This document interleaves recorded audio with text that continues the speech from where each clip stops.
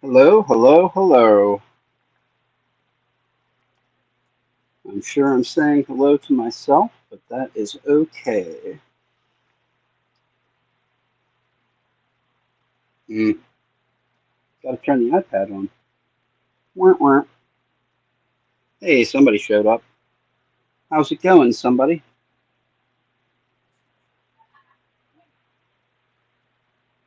Whoever the somebody is.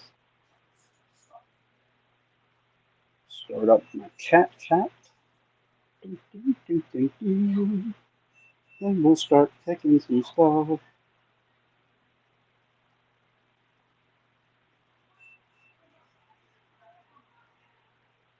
Marvelous. Marvelous, marvelous. Hello, Mr. Fitz. How the heck is it going?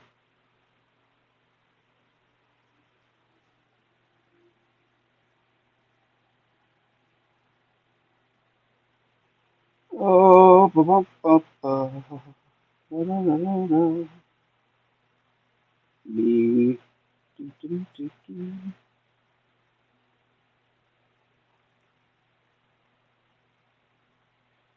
Me, my channel, stream. Beautiful. Hey, people are showing up. We got 4 people. How fantastic. How is it going, Keith?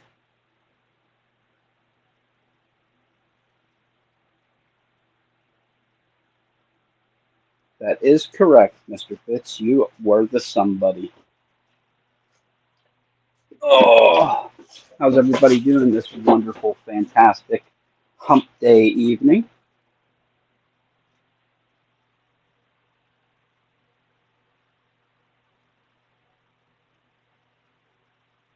Jumping things. How the heck is it going? Dutch, welcome to the stream today.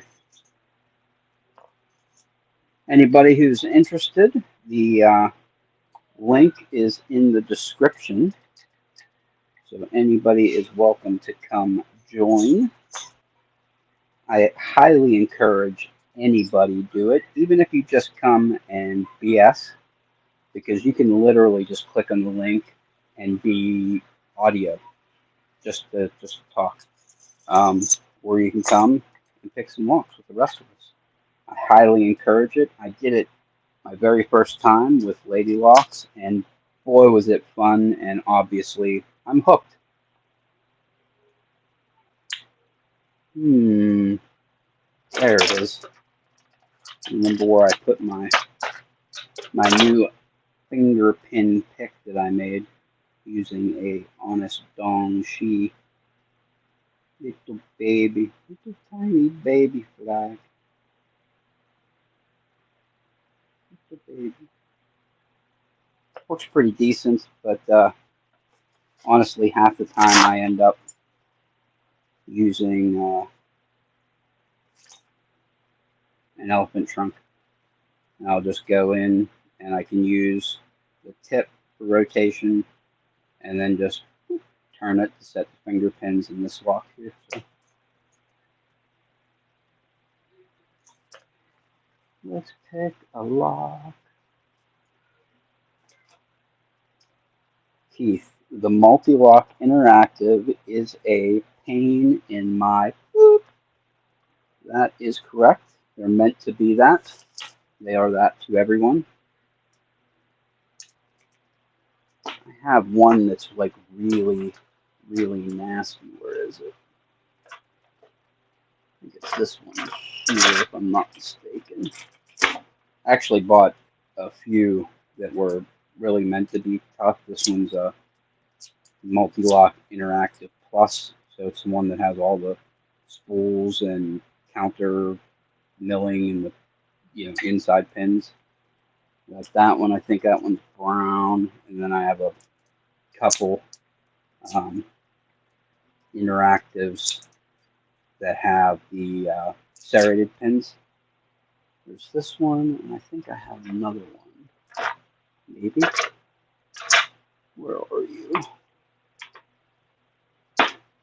Where are you? Where are you? This one's a clone. Where's the other one that has the... Because I'll tell you what, I got crap like freaking everywhere. Where's the other one?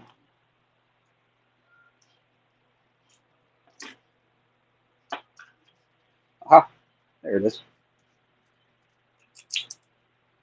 Not that key. This key. This one here is grubbed up for easier-ish gutting pin. Yeah, I ended up, I traded for them. Somebody bought a set of 10 really old multi-locks, and it just so happened that every one of them had those serrated pins that they don't use anymore. So, oh, indeed, a pain in the ass. It certainly is.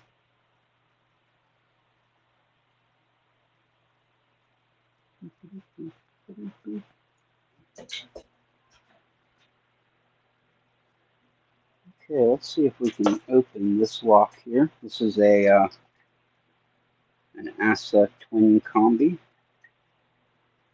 It is my very first lock that has barrel spools in it. Oh, speaking of, I switched from StreamYard to Restream as a streaming service, and I think that that solved the audio issues, but I will only know if somebody lets me know. So, how is it?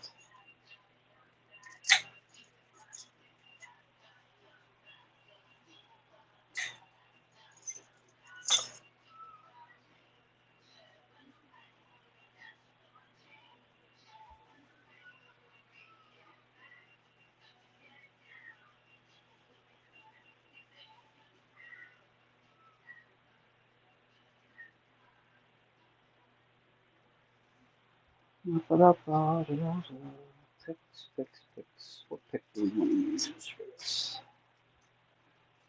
Let's use. No, I don't want to use that. Let's use.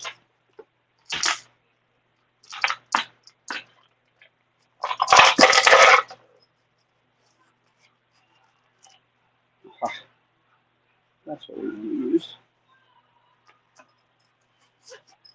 I love my Moki picks so much.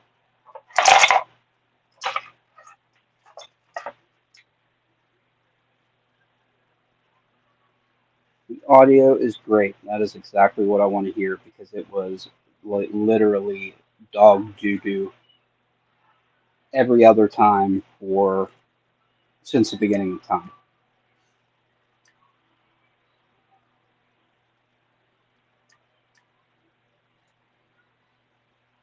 Okay, let's see if we can set that finger. Not that one. That one. That's the one.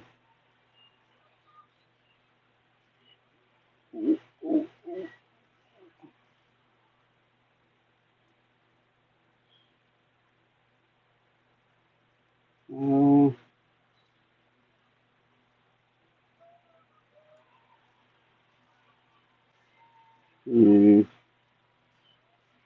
no. I think that might be it. Finger pins are a pain in the ass, that's what I'll tell you.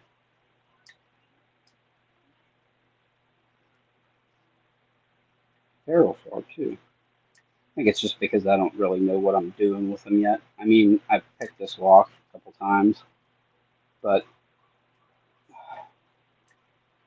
getting that everything into the milling before you accidentally overset something is kind of a pain.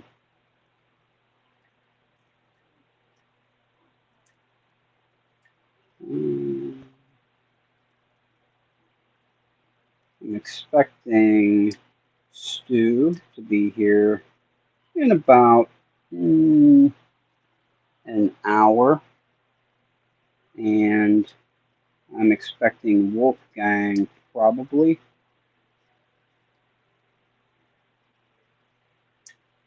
There we go. I think we're in the milling now.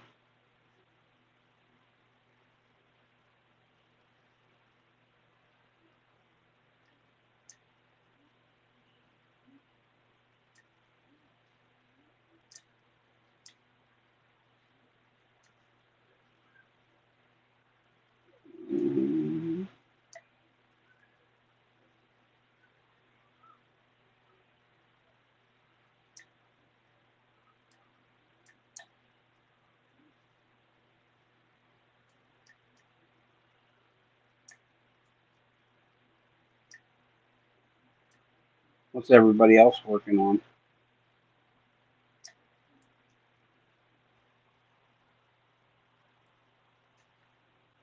Obviously, Keith is working on a multi-lock. What about everybody else? What you got going on?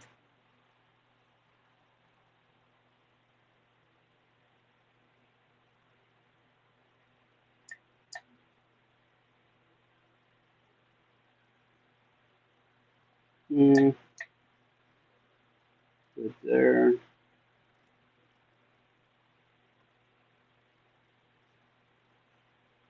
Ms. Lady of the Locks, how's it going? Yo, yo, yo, what up, yo?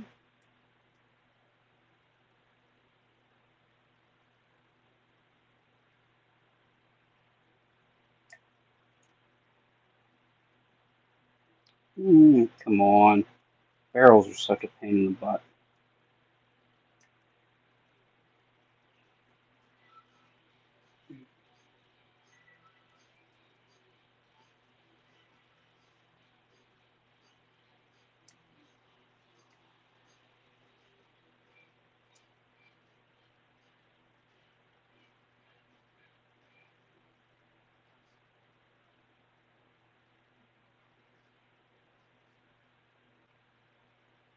Lady Locks picking out of Yale. Oh, my tension just moved. Crap.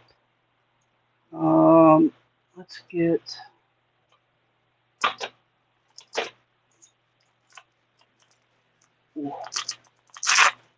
something that we can bottom a keyway this for a second so we can reset our top tensioner.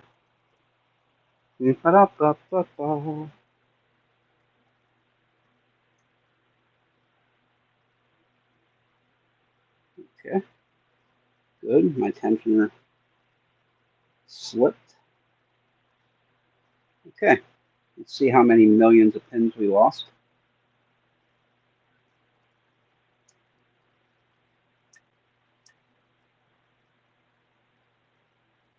We lost absolutely everything. Awesome.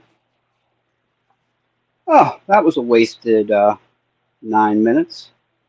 Mr. Keybeard, how the heck is it going, my friend?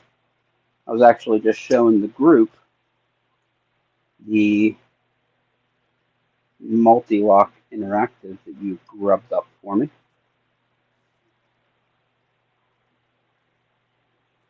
The very special one with the millions of serrated pins inside of it.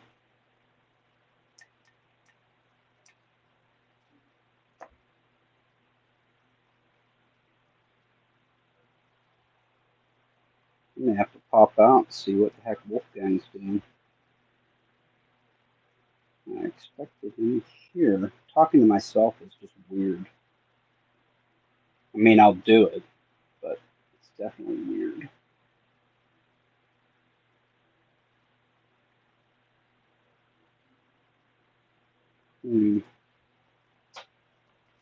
Okay, let's get a better angle on this.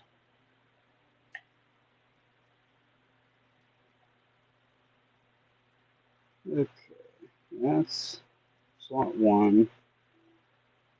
That is slot 2. Okay, 1, 2. Nope. Try that again. Finger pins are so stupid. rotating it back, setting it again. This combi, I mean, I heard that they were notorious for not isolating, but I kind of expected it to be better than this. Like that you don't have to mess with the regular pins and then go in and mess with side pins and then go back and forth. Just a pain in the butt.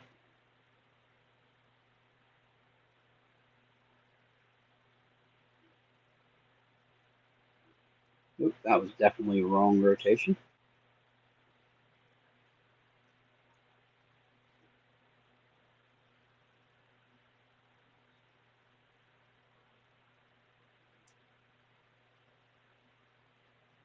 Crap.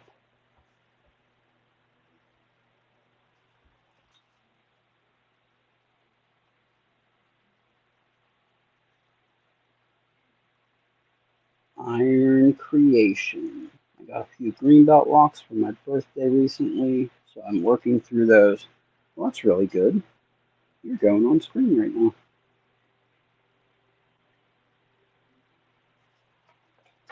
Check this. I'm thinking. That's good.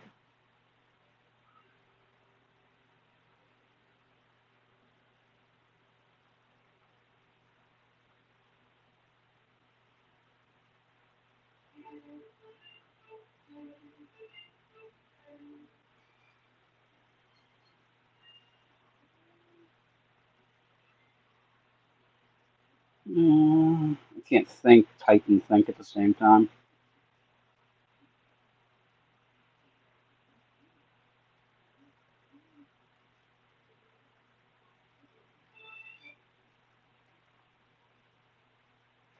Okay, beautiful. All right, let's see if we can get this stupid thing. It's such a pain in the bum. Okay, check the top pins. Oh, there's a message from Wolfgang. He is coming. He's just running late by about 20 minutes. I'm gonna be honest with you. I love picking with him because he likes picking the same kind of locks that I do. Uh, he likes gins and barrels and just cool locks. He likes the asses and the Rucos and everything, and those are like my favorites too. That's why I suck so bad at these barrels, is because every time I had the opportunity to get any kind of Asa lock or a Ruco lock, I always got it with gins because I love picking gins. So every time I got a 500, it was with gins. When I got a 600, it was with gins. When I got a 700, well, I don't think a 700 can come with barrels. I'm not sure. They might. I don't know. But I always got them with gins and trees in it. So Ruco, Asa, doesn't matter. I was always getting them with gins, and it was like this was the first one that I bought that had barrels in it. And I think I'm probably should have just gotten like a 600 or even a 500 with just barrels and learned on that. But I mean, I guess I took the finger pins out of this, but still had that sidebar because I didn't take out the sidebar when I did it. Oh, this freaking tensioner keeps slipping. What the heck is going on? What do we try? Let's try. Apparently, we got to switch up our tensioning methods. Let's go with a Chris Capoon. Those are usually my go-to when nothing else wants to work. Chris Capoon style. I mean, I guess the worst case, we could always just take some wiper insert and bend one up. Make one. There it is. Chris Capoon style.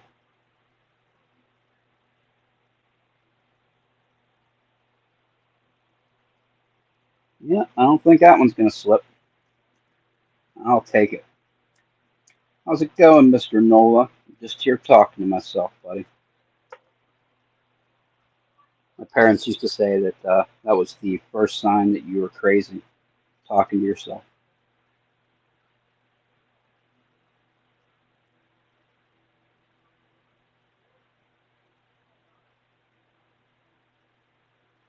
Picking at some finger pins here. Ooh, that was a big old click. That finger pin set.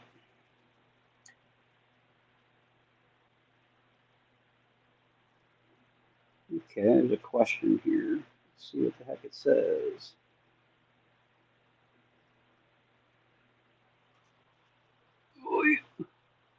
When you are float picking the gins, do you set the tensioner so you are squeezed or separated? I always set them so I'm squeezing them together. Let's just grab one. I have one right here. I can show you exactly how I tension it because these are some of my favorite rocks. Okay, because I always use wiper inserts too.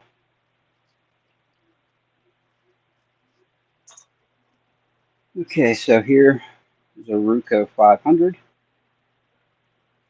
I make Chris Capoon style tensioners that have the twist on one end and a right angle on the other. And I do not put the twist in it like he does. I leave them be super rigid. So I'll take the right angle one and put it on the left. And then I'll take the other right angle, put it on the right for like this one. And then I'll show you the ASA 700. So I always do it like that. Takes up the least amount of room in the keyway. And then like if I'm doing an ASA 700, I will put, nope, I'll do this one the same way. That is correct. Two right angles. There's one of them that I do with the Chris Capoon twist in the top and then the right angle below it. But that is definitely how I tension, squeezing them together. Now you can do it with like a regular tensioner, such as 1.3. You can throw like a regular tensioner and then the right angle on the bottom, tension like that as well.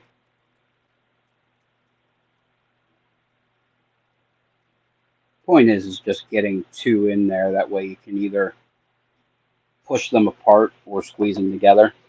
I always find that it's just more comfortable to squeeze them.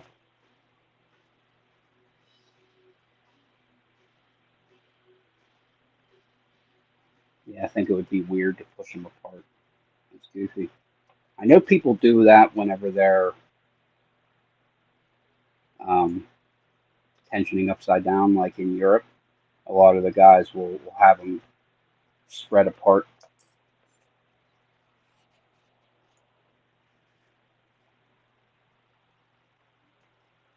There was a really weird, super funny when I did it because I'm like, boy, that's really super comfortable. I was picking this with the Reaper set, and I was like, boy, those tensioners are really tiny, but boys, it's super freaking comfortable to hold those just like that. Pick, screw it, let's pick it. It'd be better than picking that combi anyway, because at least this I can pick like 100% of the time. Oh, let's grab. What do we want to use? Let's use the Mctickler. That should be fun.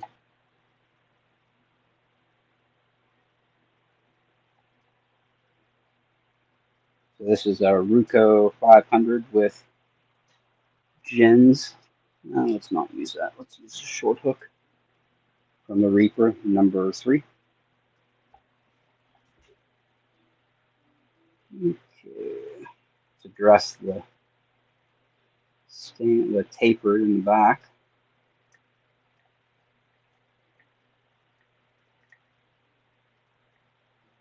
Give that a couple taps.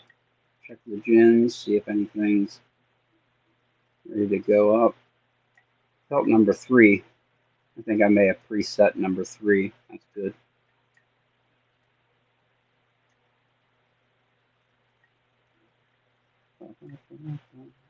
Technically, I don't need this yet.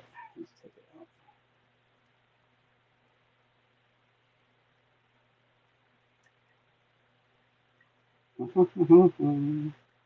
Why are you not setting?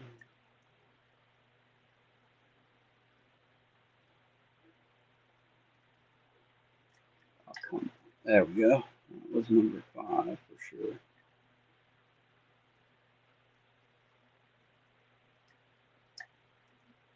There's a super deep false set. I love that. You know that when you're ready to go float the gens. This thing goes super deep. How freaking deep that false set is. Crazy deep.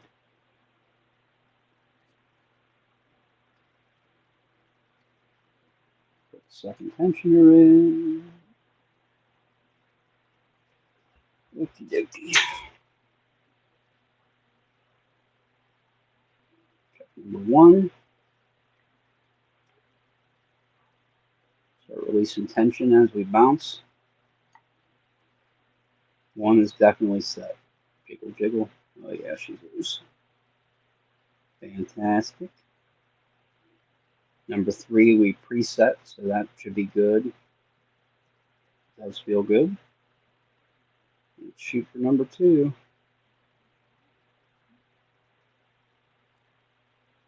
Bounce, bounce as you release tension. And we're open. I love this lock. This lock's so much fun.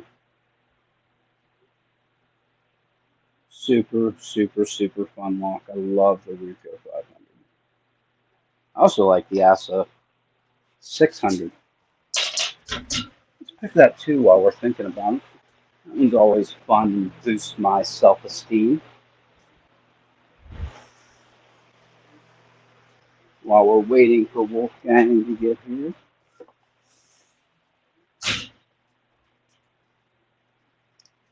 Keith, the Ruco 500 is your next one. Awesome. Super fun lock.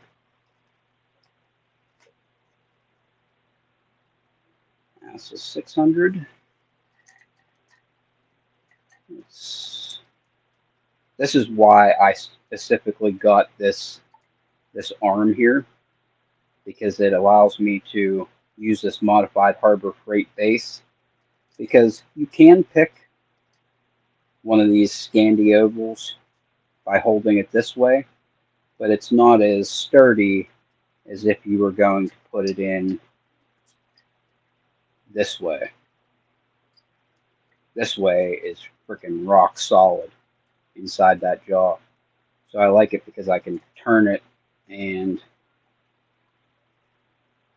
have the lock 90 degrees off and pick it this way, because that's super rock solid for like that. Or you can put Euros in that way. You can put kicks in that way, I found too. Super nice way to put a kick in.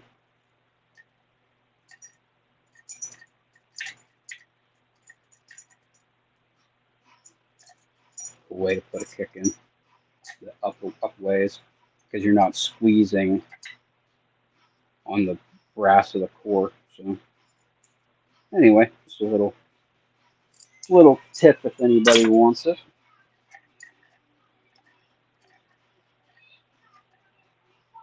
Okay, let's go for it. That's a 600 with gens.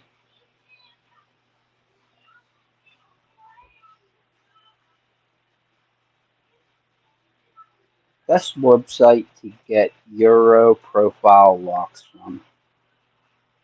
The best place that I find to get any lock is the uh, Bazaar, um, the LPU Lock Bazaar. I mean, that's the best way to get freaking any lock, I think. I mean, I do buy some off of eBay, but you never really know what you're going to get. Like this one here I bought, this combi that I was messing with earlier. I got this one off eBay. Now, you never know really, unless you buy it from a lock sporter also on eBay and they specifically tell you. Um, this one could be brown belt, it could be red belt, it could be black belt, depending on how many finger pins are in it. Um, this one only has 3 finger pins in it, so it's brown. Um, could be black if I got 2 more fingers and dropped them in it, but so you never really know what you're going to get. I got the absolute worst way that you can get a V18. I got off eBay right here. V18 pinned up, it's all good, but inside a mortise, and that sucks real bad to gut. It's just so much better whenever you get them like this, where you can pull the kick out and just pull the Bible plates off. So much better to do that way than to get a crappy format like this. Oh well, I got a pretty good deal on it, so what did I get in that deal? I think I got this and a U9, something else. It was worth rolling the dice on, I'll tell you that. Love eBay, probably 90% of my collection is from there. I usually buy, crap, what did I buy there the last time? I buy a lot from Adam on there. It's convenient because you can pay in four is like my jam for buying locks and lock sport stuff, picks and crap. Uh, just because it's nice to be able to break up your uh, payment instead of buying $150 worth of locks or whatever. You can break it up and pay $40 at a time. But that's convenient, so that's kind of why I buy from there a lot. But also, the bazaar is good to buy from too. So,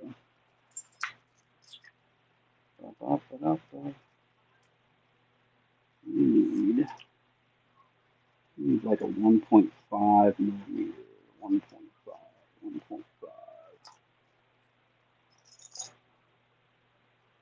1.3.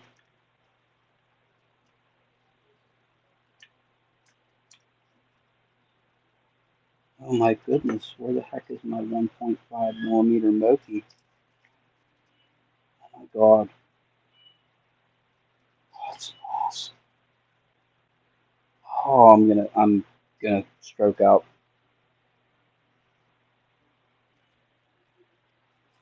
There it is. Okay, crisis averted. I was really upset for a minute because I've already done that once where I lost. Which one was it? Is this one here? Not that one. This one. I lost my 1.3 millimeter and ended up buying a replacement, and now I have two 1.3s. But that suck whenever you have to call and or go onto a website and order a tensioner from Germany because you lost it and you can't stand to not have a full set. Keybeard. I know the Adam you speak of.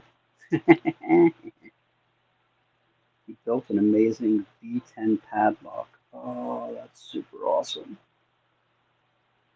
God, I want a NASA padlock so bad. I want to get one of the. Not necessarily do I want to get like the Snowman Ruco format, but there's an Anchor Lass that can accept a Scandi oval. That's the one that I want because I love the Scandi locks so much. I mean, they just all my favorite locks are that way. You know, the ASUS 600, 700 with tapers, 700 with gins, 700 with Christmas trees. I mean, there's just so many locks that you can get in that Scandi format and just drop it inside of a padlock body. It's super cool.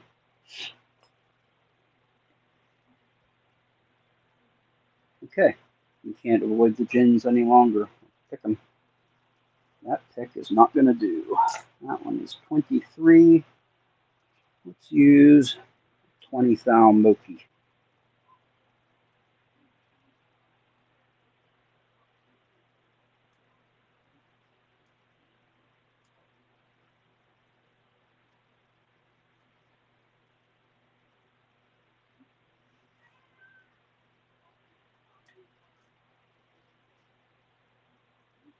Yeah, and keyboard. I had to call him Adam because nobody can pronounce his lock sport name.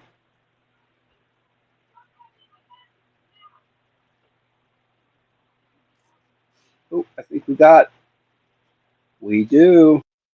What's up, Wolfgang? Oh, good afternoon. How is it going? Ah, okay, I guess. Very Just good. showered a little bit after training, and now I'm ready to pick some locks, if they let me.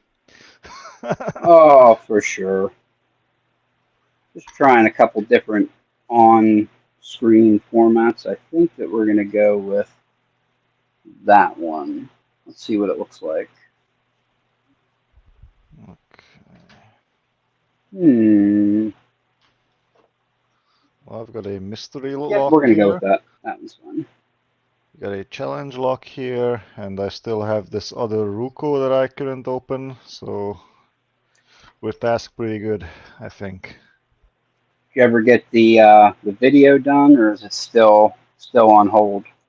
Oh boy, what a mess that one was. So, to get everyone on the same page, this morning I tried to post a video for my purple belt, picking one of those Jin Ruko 500s. And oh boy, I winged it real bad. um, what happened there? I didn't show the orientation of the Jins. I also kind of didn't show the counter milling in the core. And it also took me like almost half an hour to open the lock on camera. It was real bad. Normally it takes me less than 5 minutes or something to open the lock. So yeah, it was a bad take, but I'll do it next time. Yep, it was just a dress rehearsal, right? Yeah, I guess.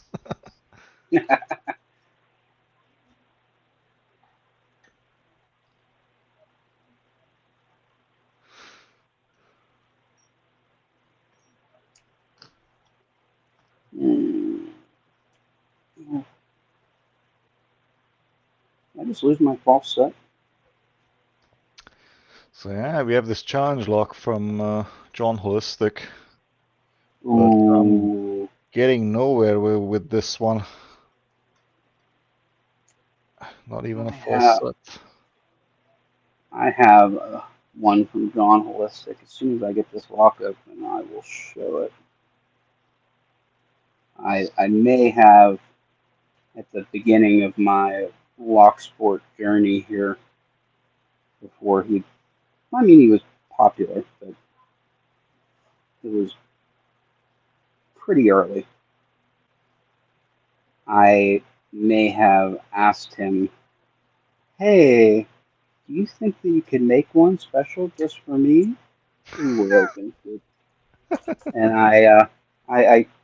I don't want to say I conned him into doing it for me, but I may have conned him a little bit into doing it for me. He was my super. He was my hero. I was so happy when he did it. Let me So get this this thing out of here. this one is a like a kick core with 6 pins, so 6 chambers all populated. It's called the Junk Drawer.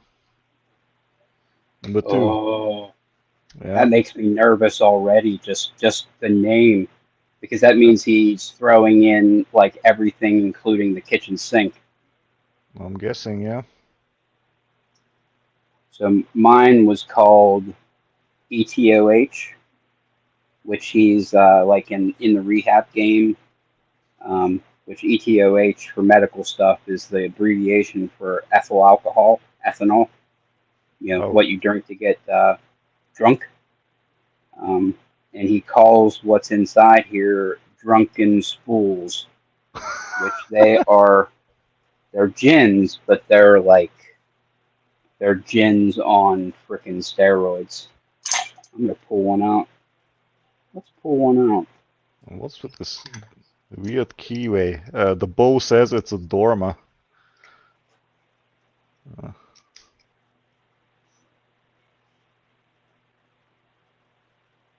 A weird one. I'm pretty sure Chamber 4 has one of the special spoolies in it. Oh yeah. Yeah, kind of moves around in this casing. That's bad. Okay, so I'm gonna go full screen for a second so I can show this, because this All is right. it's pretty gnarly actually.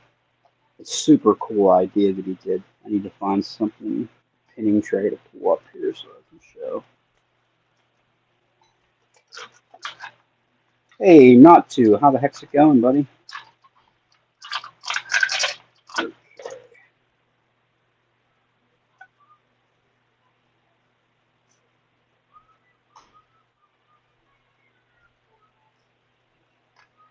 Okay, so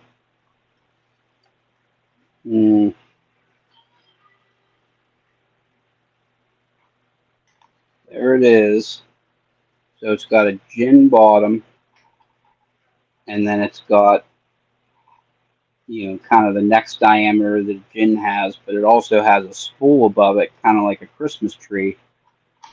Oh, wow. And then above that, it has a smaller diameter ball on the top, and it's literally a ball that's meant to float around on that master wafer. Boy. Yeah, it's super crazy. That's 'Cause like a normally, 3 times hybrid or something. yeah, it's super crazy because it like just slides around on that wafer up there. So normally, as you're pushing a gin up, the top doesn't move. This one, the top moves around. It's freaking nuts. Super nuts. And I think there's 2 of those or 3 of those inside this lock. It's freaking just outrageous. I have opened it. I've opened it 1, 2, 3 times, but it's like super inconsistent. Let's put it that way. It's inconsistent. And this one here, I actually have to pick it using the separated float tensioning that I said that I don't do very often. This is the one that I do it on. Okay. The tensioner. This one's a So weird one. Somewhere in the middle, I have like a warding there that basically separates the pins. Uh-huh. It's very stiff. I'm not sure if it's warding. It could be like a stuck pin. I'm not sure. It's very stiff. I'm not even tensioning the lock in it. It's very stiff. Yowza. So in order to float this one, it has like an SC4 keyway, which is not conducive to float picking. Oh. What I do is I have another. It's not this tensioner, but it's the tensioners from the Slim Pickens. It's actually in the other room. So what I do is I put a 50 thou tensioner in the top, and then the 40 thou from the Slim Pickens I stuff down in the bottom here. Oh. And that keeps my pick from sliding off of this top warding. Oh, that's smart. So it Okay. makes me like a little shelf. And then I put my fingers on the tensioners like this to float it. Okay, and then you use like a short hook to Yep. get through I that do small use a- hole. Let me grab that tensioner because it fits in the bottom like perfectly.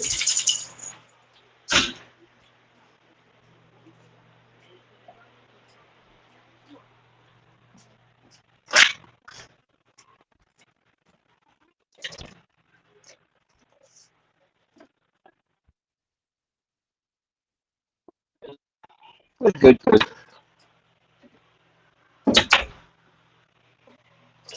I had to walk like the full length of my house to get it though.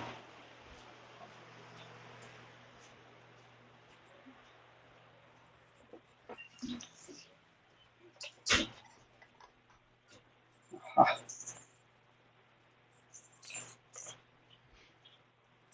Here we go.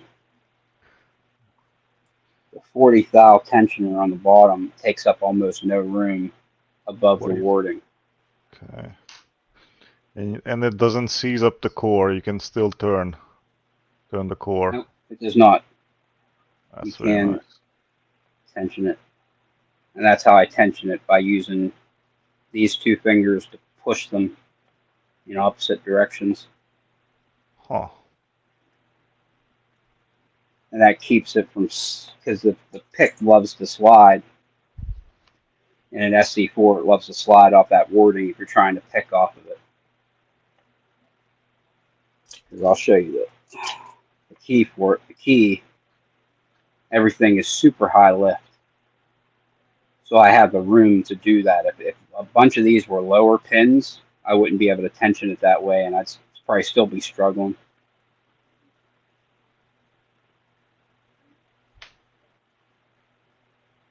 I'm pretty positive that he bitted these high this way so that I had to go through every feature on these pins.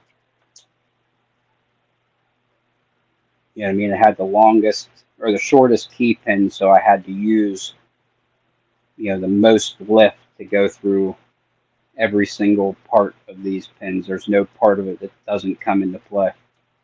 Huh. He's a mad genius, I'll tell you what, for sure. Yeah, like partly genius, and the other part pretty evil, right? Yep, the evil mad genius, for sure. I think, yep, every one of the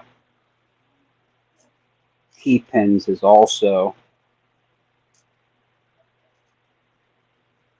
a little torpedo with a super sharp top that loves to overset.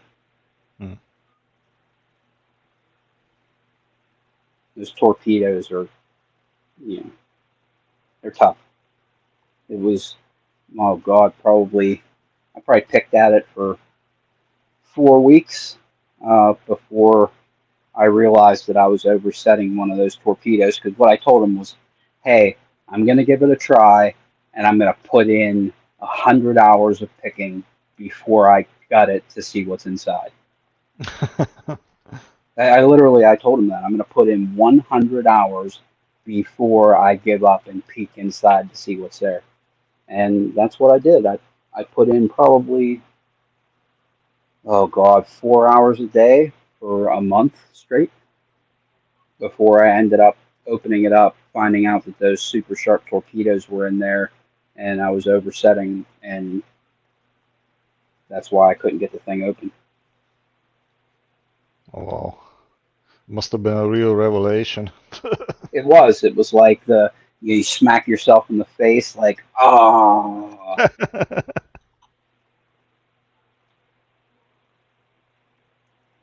Super cool off, though. Super cool off.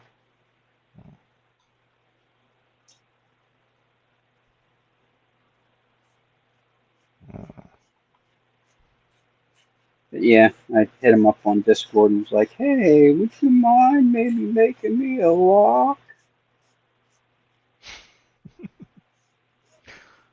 Yeah, Well, it was shameless, but I don't know. It was fun.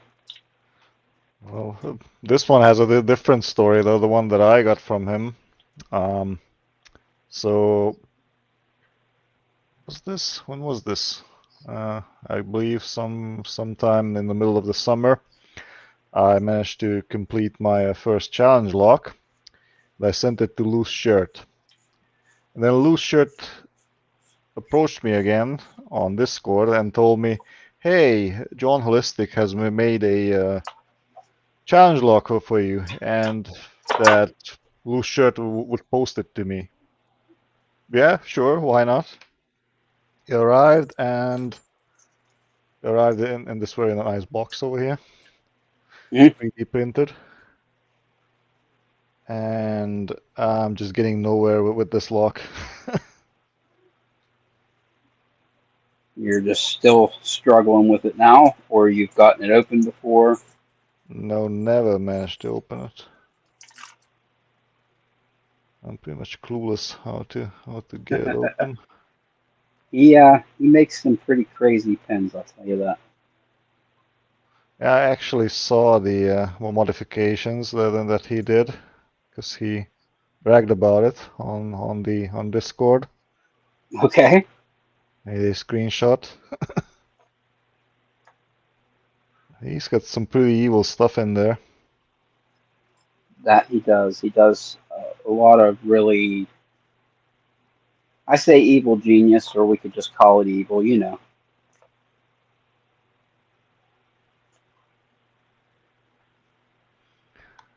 I'm thinking of using bottom of the keyway tensioning here, but I also need top of the keyway at the same time, similarly to yours. So I'm just creating this platform similarly to what you did. I just can't Okay. use the bottom like fully because otherwise I would seize up the core and it wouldn't turn. If I use that trick, actually, it was how I ended up getting the combi open. Really? Because there's a yep in the front of the keyway here. There's a pretty high lift right up front in chamber number one. There's a high lift there. So what I do is I pick until it's time for that one to be set, and then I'll throw a bottom of the keyway tensioner. I just kind of stuff it in the bottom.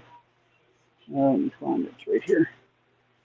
I'll just stuff this bottom of the keyway tensioner in there and just pick off of it instead of the bottom. It gives me the extra height that I need.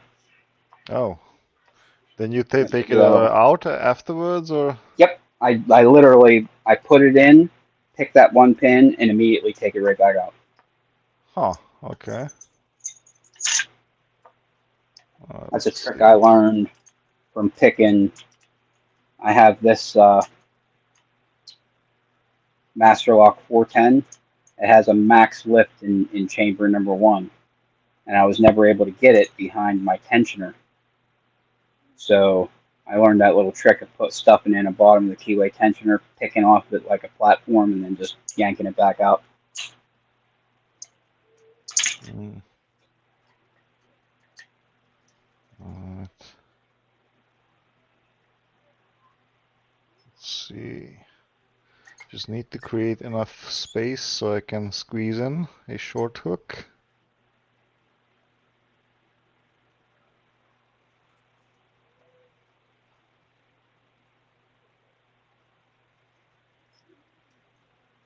Okay, like this. Hmm. These tensioners are definitely growing on me. These tensioners from the uh, Reaper set. Oh yeah, they are definitely great. Especially the bottom of the keyway ones.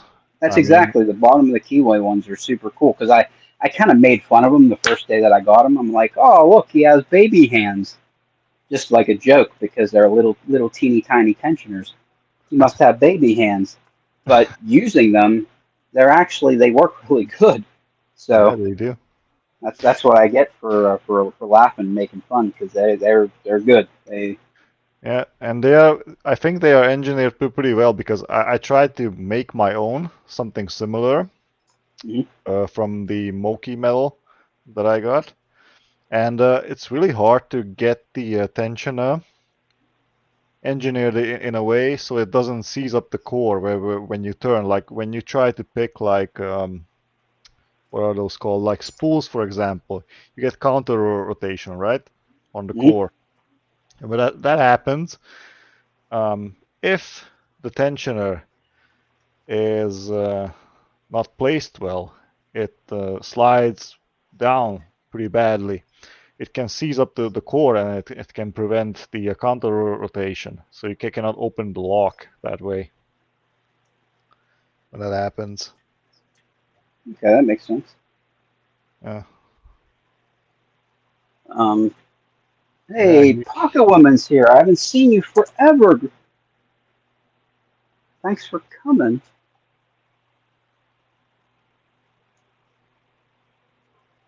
I knew you had gone away, but I'm glad you were here to say hello.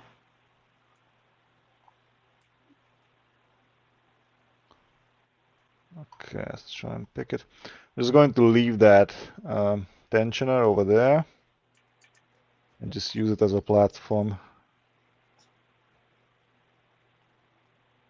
I think I got pretty good control with the top of the keyway tensioner here, the 1.3 one. Mm-hmm. Mm-hmm. I'll tell you, I made this special pick. I took this Honest Dong Shi and ground it down as like a finger pick or Okay. finger pin pick, and I made it. And I'll tell you what, I kind of like using this elephant trunk hook instead. Hmm. I think it works better. The elephant trunk. Okay, that's the one with a bit of a like a hole in the middle, right? So Yep. you can Yeah, like it's lift kind of that like a thing. monkey fist, but like an offset monkey fist Okay. or monkey paw. Monkey paw. I'd say Monkey paw. monkey Yeah, fist. yeah from what is that company called? Sparrows, right? Sparrows. Yep. Yeah, Wendt also has a monkey paw. Oh, really? Really? Yeah. Let me show you if I can find it. Just a sec. Must be in one of these boxes. Ah, yeah, there we go.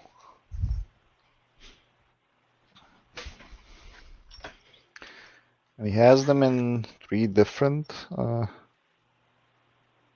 gauges. Yeah, there we go. There they are. Just need to polish them and use them Okay. too much. So it's these little ones. Okay, so they're the same depth, but they're different gauges on the thickness, right? Yeah, yeah. It goes from Okay. 0.4 up to 0.6. Yep, that's exactly what the elephant trunks are. They're 16 thou, 20 thou, and 25 thou. All right. Yeah, sounds about right.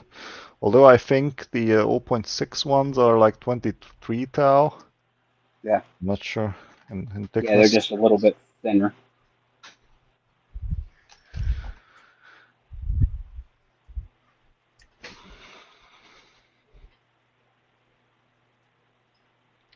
Let's make some space. Try and pick this one. Yeah. Let's see if I can get this combi open before Stu gets here. Oh, it's Stu coming online. Nice. Yeah, Stu said he has to pick up his kid or whatever, and then he'll be back in a little bit. Come on with us. Great. Yep, Great. he's been picking at that 7240 and been having good luck with it. So Oh, that's nice to hear. Did he manage to yeah, get an open? yeah, he got well. The one that we were progressive pinning, he did not get an open, but the other one is fully pinned, and he got an open straight up. No progressive pinning, no nothing. Oh, that's good. That's very Yeah, good.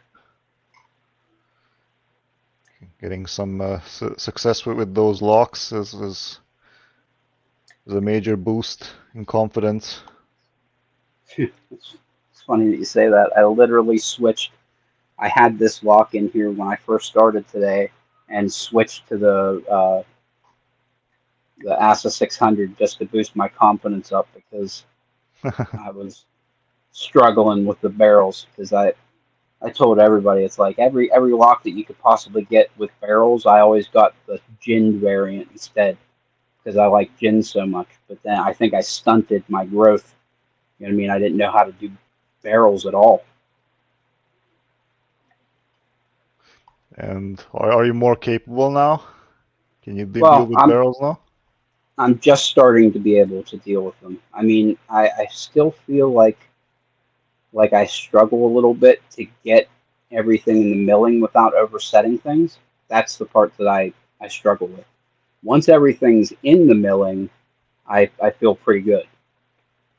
But it's getting everything into the milling without oversetting something first.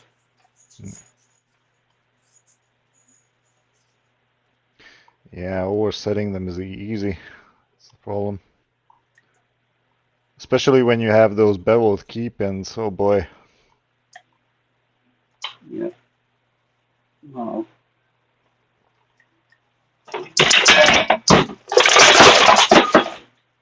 Oh, my stupid cat. Get out of here. Didn't lose my didn't lose any pins, didn't drop anything.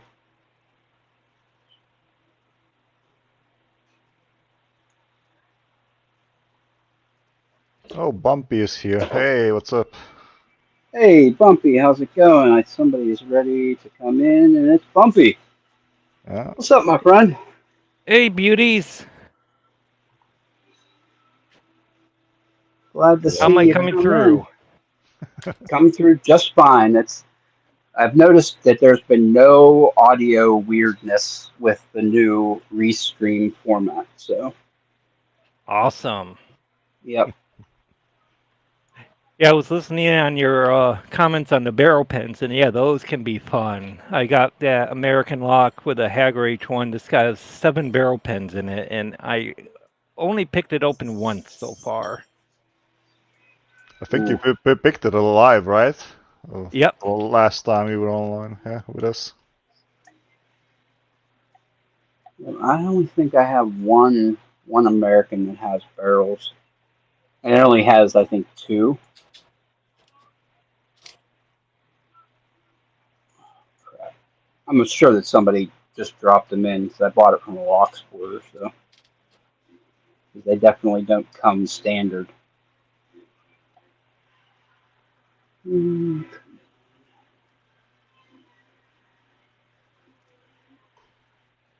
Getting these up through the milling is just a pain in the butt because you got to be gentle, but you still got to push hard. You know what I mean? It's funny. Yeah.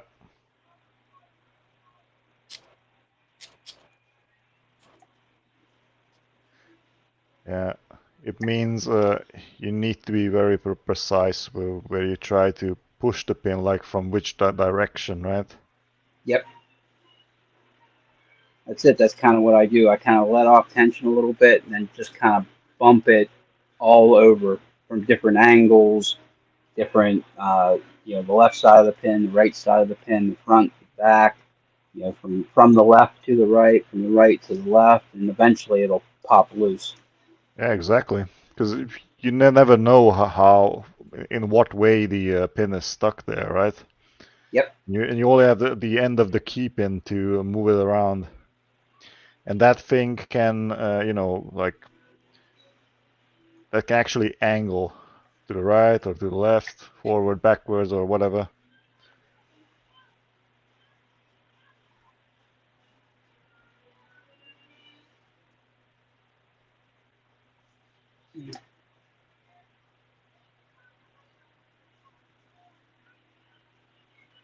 Okay.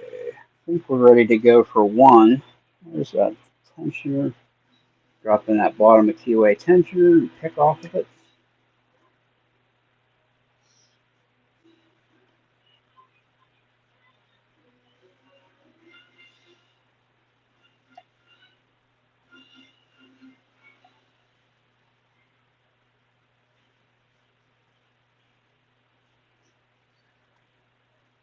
Is the combi now fully pinned up?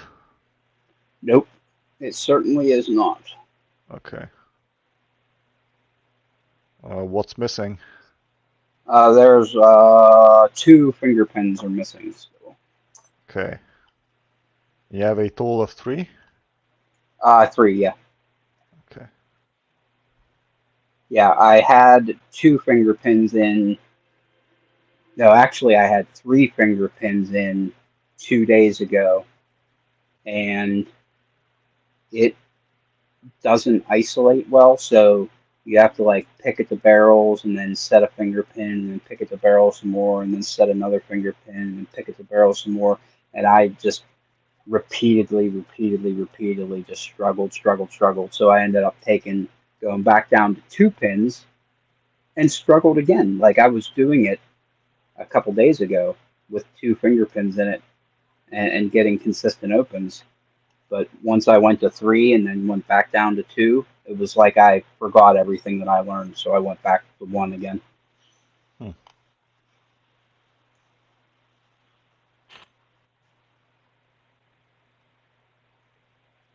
He said sometimes it's just not meant to be. Tell you what, I'm getting nowhere with this Dorma kick from John Holistic. Yeah, don't feel bad because his locks are freaking tough. Oh, there's a click. Wait a second. Oh, there you go. I'll take it, right? Just as I was about to give up. You know that these locks are evil. Like they pull you back when you're just about to give up. It does something exciting. It pulls you back, and then you're on it for a half an hour again. Nothing happens. You're about to give up, and the same thing happens again. Isn't that evil? Yep, for sure. I did it the other day on, what was it, Sunday with Stu. I had a D9 and I was picking at it. It's like, we're going to give it one more try. And then it would feel like, I'm so close. I can't give up yet. And I sat there for probably 25 minutes after I said I was going to be done before I Yeah. actually gave up and quit. Such teasers are these locks, right? Yep.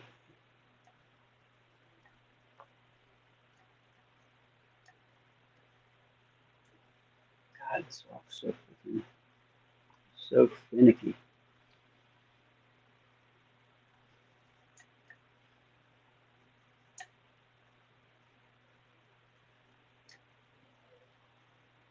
Hey, Scully, thanks for coming, man. Finley's Locksmithing. I don't know if I've ever said hi to him before. Too bad he had to go.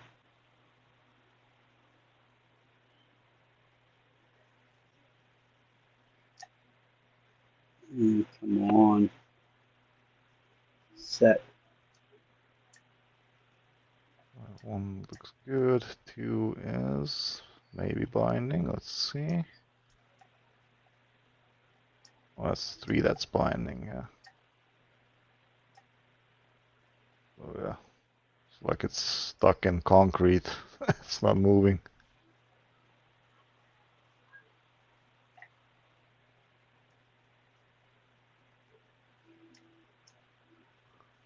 Is Bumpy muted? Because I can't Oh, hear I'm him. still here. Oh, there you are. He's concentrating. Okay. I was trying to figure out. I got a couple of new locks the other day from the U.S. Post Office locks, and I have this one lock here that was on a combo safe type door where you have to use the key and then you key in the code. And I'm trying to figure out how to get this into my vise because I can't take off the retaining plate on that because someone stripped the screws, or those are in there way too tight. And so, yeah, trying to get this guy into a vise is a bit of a fun dilemma. It is. Might just go through and cut some of that off. So many components are just in the air. I have this other one I got in that package, so I'm going to give that one a try. And then at some point, I also got this lever lock. I want to start figuring out how to tackle some of these. Do Very you have cool. the tools for it? Nope. That's one thing I want to start looking into, and it's been one of those fun afternoons. I was going to go and pick this lock, and I just discovered I have one of the Reaper tensioners in my hands instead of a lock pick. I have enough room, though. Yeah, I mean, if it works, you're not doing anything wrong there. I mean, it's a big keyway, so why not? See if I can get that in there. Holy smokes. Pocket Woman is trying to give you some advice. Oh yeah, and I think I have just enough room to do that at the tip here. But I'm not used to picking with the Bible down, so that's going to be something I might have to figure out sometime.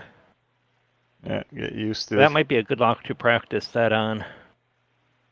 I'll tell you, picking upside down, it's like, it's like trying to, wipe with the wrong hand or freaking, write with the wrong hand.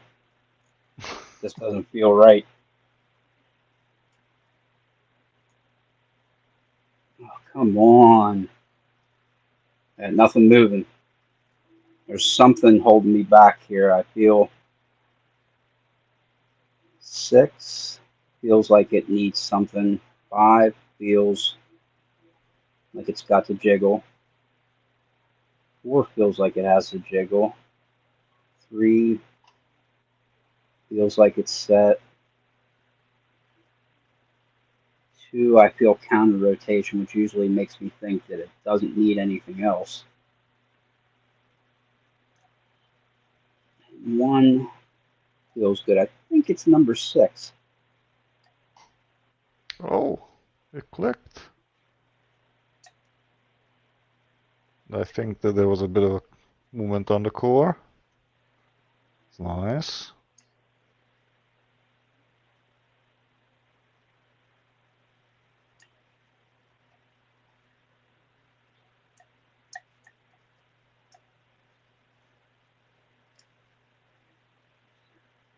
And I got a new American lock 5100 here, which I love the looks of. 5100. Oh. It's the same as the 1100, but it's that solid steel body. Okay. Oh. It's new to me. I got one of those 5200s. I believe that's something similar, only maybe a little bit fatter than the one you have. Yep, it's actually a different keyway too. Okay. I got one of those here. And I also have, well, where did I put it? Here it is. So different from the AM5? Yep. Yeah, let me see if I can grab a key here real quick. I'll be glad when I get my desk back. Yeah, so these are the keys for the 5200s. I don't know exactly what keyway it is. But let me grab the. You can kind of see the difference between the two there. Ah, yeah. I see what you You mean. actually you bomb the keyway on the 5200s, which I find to be a little bit easier. But I also have a 5560 here, which I really like. It's the solid brass version of the 1100. Oh.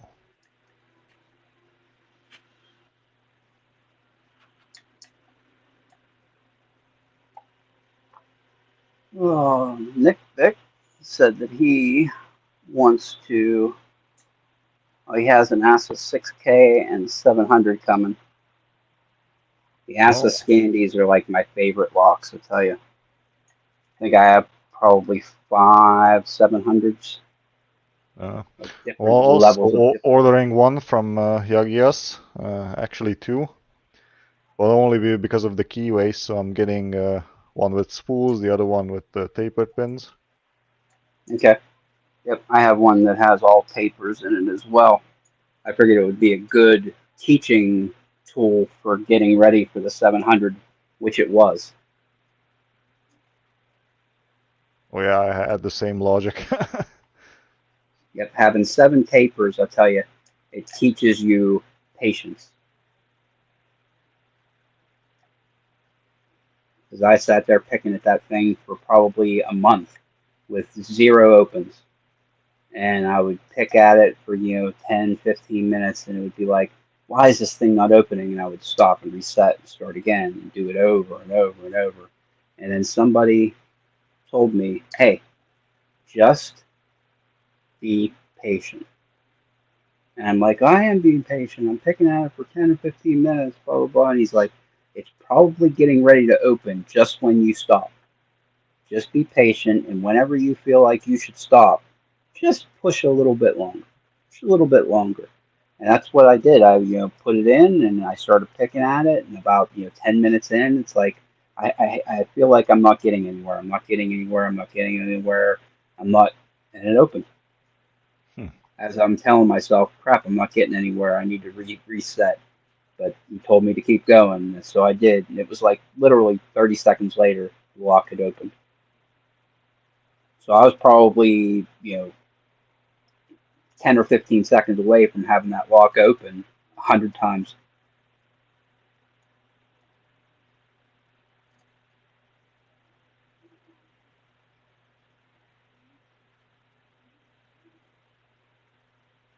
Oh, come on, where am I? I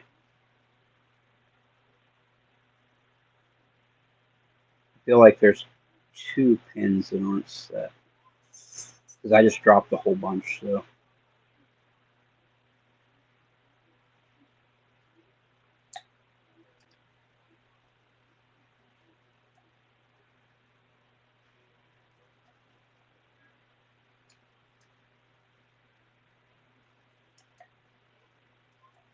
Okay, that was 3.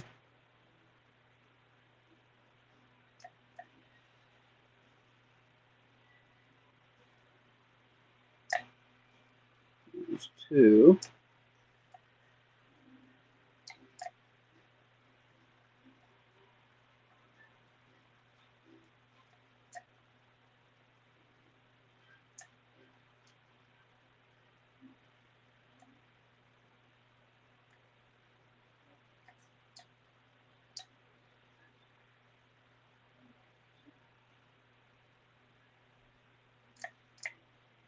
Hmm.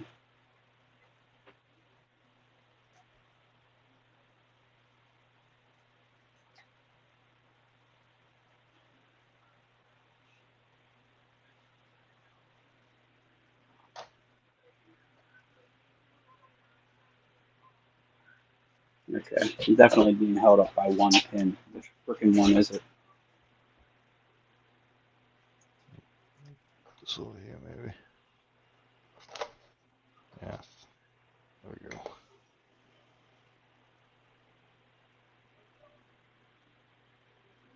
Not 1, not 2.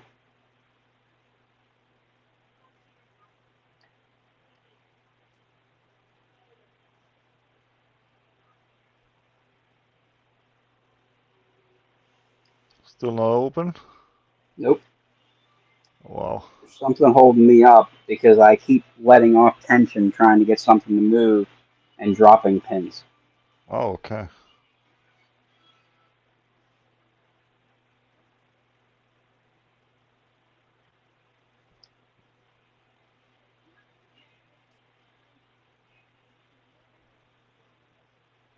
Yeah, that binding order must be really important when it comes to barrel pins, I guess.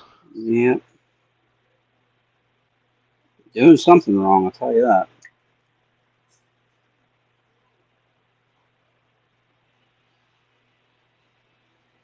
It's real. really funny. We all get all silent because we're all concentrating on something different. Indeed. These pins are really weird in this lock.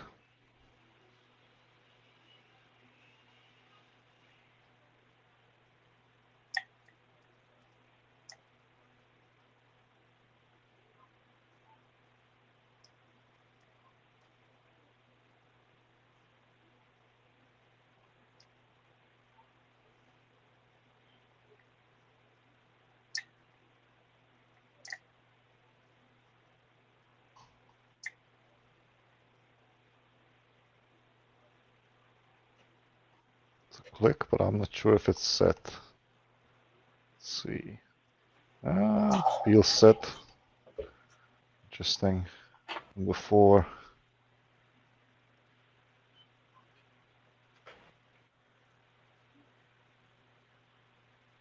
Okay, there's one.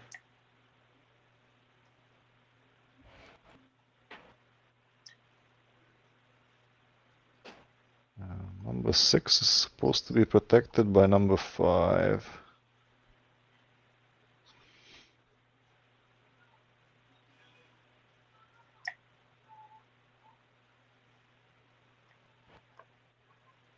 Feels good.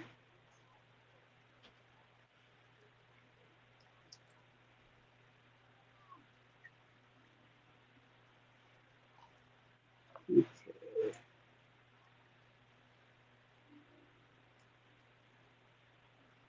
And I apologize if I have any shaky cam going on. I'm on a folding table, which is not the most stable of things.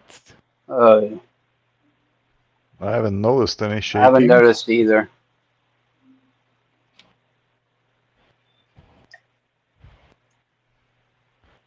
Got an email from Dell saying that the parts that they need are not available, so it's probably going to be a bit before I get my computer back. Yay! Oh no. Oh boy. Let's hope you have a backup computer. Oh yeah, well that's the laptop I got on my desk right now, but because of my setup, I have to put my laptop on my desk, and that is where I had my lock lab, and so until I can get that moved, I'm on a folding table. Oh boy, okay. At least I don't have these problems. I normally build my own computers. Oh. Oh yeah, typically I do that. I've done that for years, but this year with everything that's going on in life and all that, I'm like, you know, I might be lazy and buy a high-end Dell, and haven't had the computer for a year, and it's already in the shop. Oh boy. Guess what? It's open. Congrats. Oh, It is congrats. open. Yeah. Nicely done. Whew. I didn't know if I was going to get there. So, Nick Vick wants recommendations on some cuffs. So, not those ones. These are definitely not for a beginner. These are for a beginner. These are for a beginner. These are not for a beginner. Okay, so, where is my handcuff key?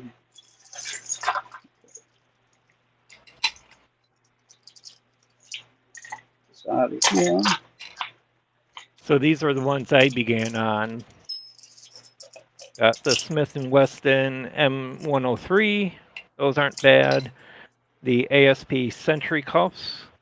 Those are pretty good, well-rounded ones. And then the ASP Ultra Plus cuffs. These are actually the easiest ones I find to pick and shim and all that stuff. My opinion would be to get these ones here. These ones here are the Peerless 700C. Very good cuff. They're relatively cheap, like 26 to 28 bucks, depending on where you get them from. Southern Specialties sells them.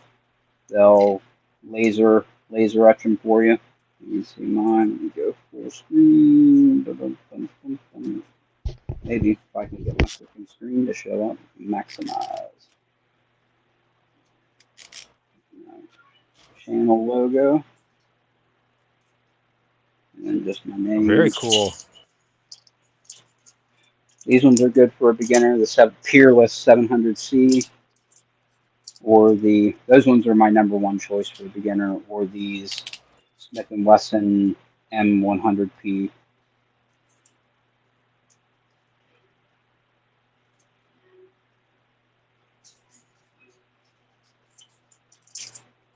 The ones that I wouldn't suggest getting, they're actually cheaper than both of these. The Chicago X22, those are pretty high security cuffs. Those ones are pretty tough to pick, especially for a beginner. These ones are fun, honestly. These are the TCH 850s. They're the ones that all the Shacklemen are doing the challenge with right now. I mean, they pick relatively easy. They pick about the same ease as a standard Peerless handcuff or whatever, with two big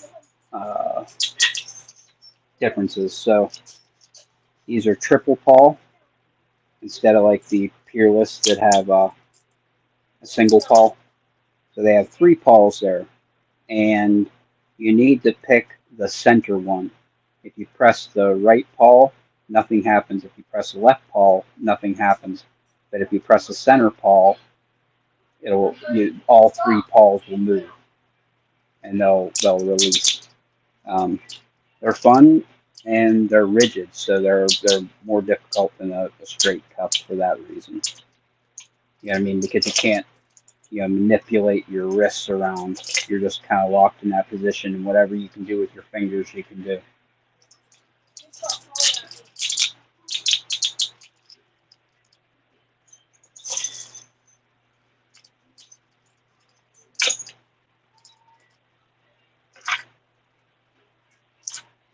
Now I'm in the mood to pick some handcuffs. Oh, I need my handcuff pick.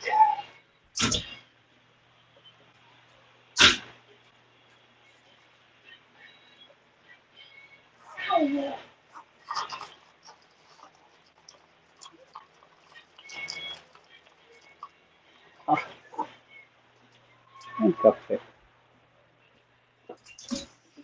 When I say handcuff pick, all I mean is a ball rake.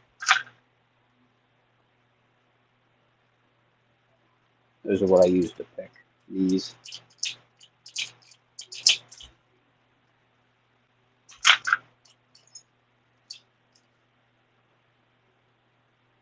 Did I mute everybody else? Nope, we're just watching you.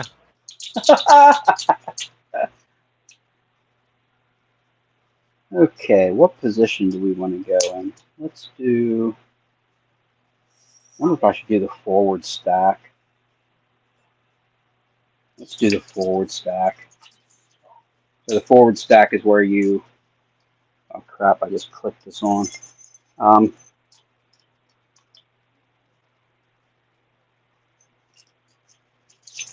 Okay, so the forward stack is where you have what are called the bow, which is the part that moves here, the bow, that engages with the paw, which are the ratcheting parts inside. So you have the bow back towards your body, and there's only a keyhole on one side of these rigids. So you put your hand in on the side with the keyhole, with the back of your hand facing the keyholes, and then your top hand you have going the other direction that has no access to the holes at all. So basically you have no access with the one hand and only access with the back of the hand with the other hand. It's a really tough pick. So let's go and do the forward stack. Maybe if I can get my hand in here. Oh, yeah. I probably should do the disclaimer here. When you do handcuff tricks like this, always make sure you have someone around to knock you in case if something goes wrong.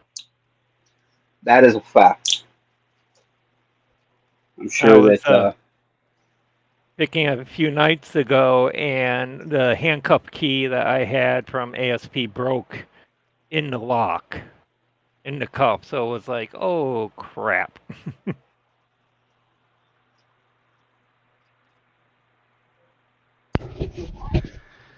Imagine getting the pizza man, or getting food delivered while you're handcuffed and trying to pick it.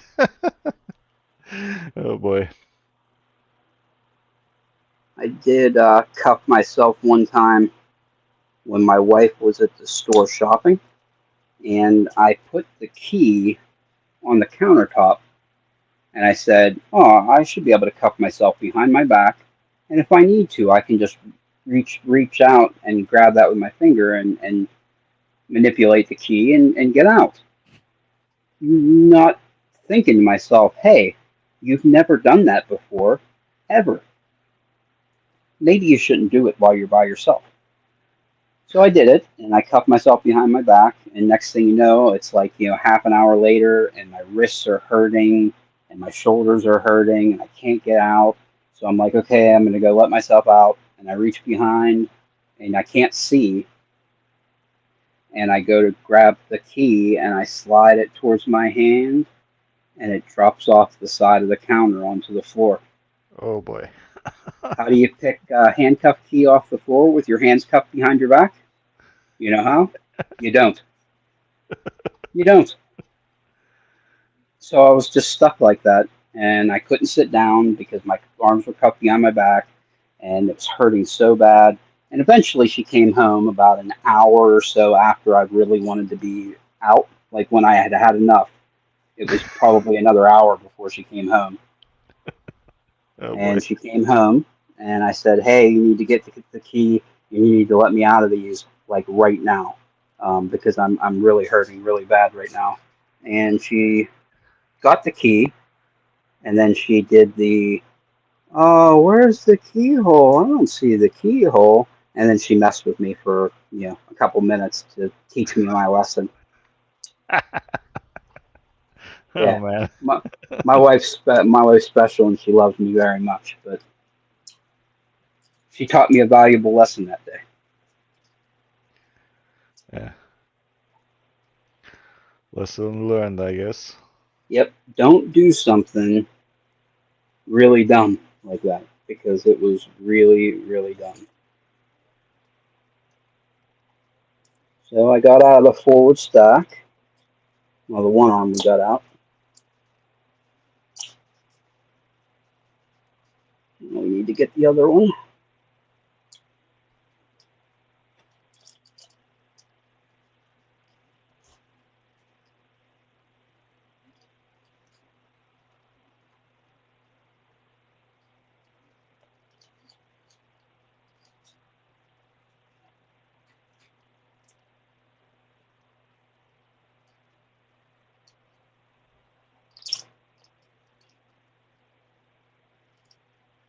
Ooh, and that's what happens when you're picking.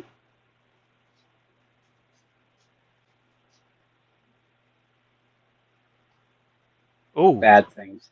Bad things happen to Oh boy. picks. That bent. Yep, it certainly did.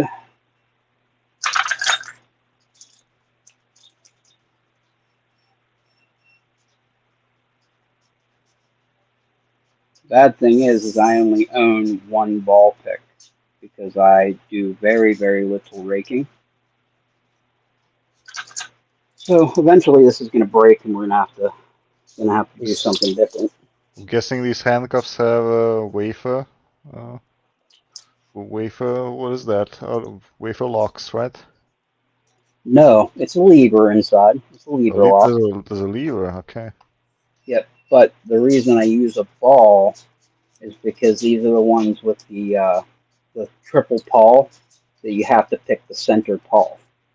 So instead of using a hook where you have to like aim for the center pawl, you use a ball pick where you can kind of just put it in and get the two pawls, the center and either the top or the bottom one. Hmm.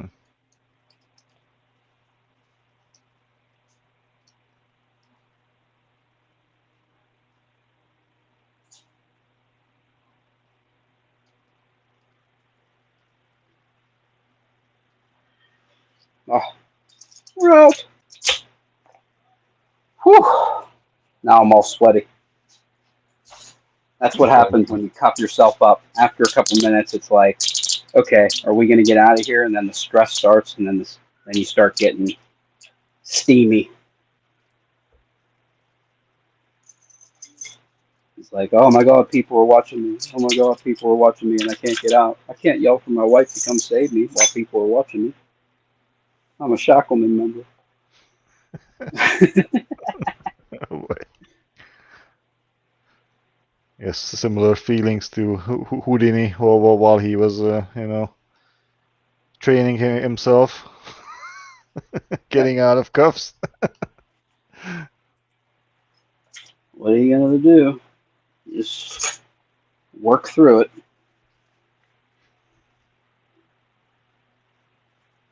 I'll show you these ones that I suggested that you don't get, which are the Chicago X22s. Now those ones have, the rigid ones have what's called a triple pulse system where you have to pick the center one. The Chicago's or the high security, it's a double pulse system that has a strip of warding going between them. Hmm. So the key has, where's the key? Oh, I got one here. Good.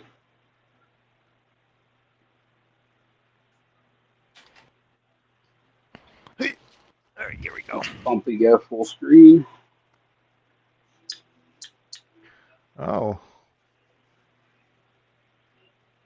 Yep, Yeah, so so the the key key's got has that a, little slot in there. yep, and that's to go around the warding inside.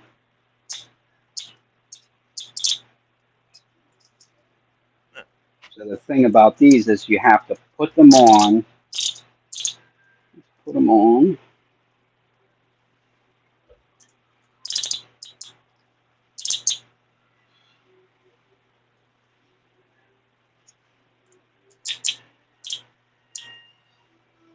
Okay, so you put them on, and you have to wedge something between. Basically, I'm using the same principle as a lock.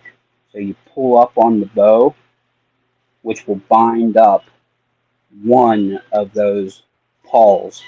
You pick that one pawl, and because you have tension on it, it will move up on the tooth and stay there bound while you pick the other one. And then it'll jump that tooth. And you have to pick them one paw at a time, one tooth at a time. Which is a pain in the butt, but it's still pretty cool and fun that it's possible to do. So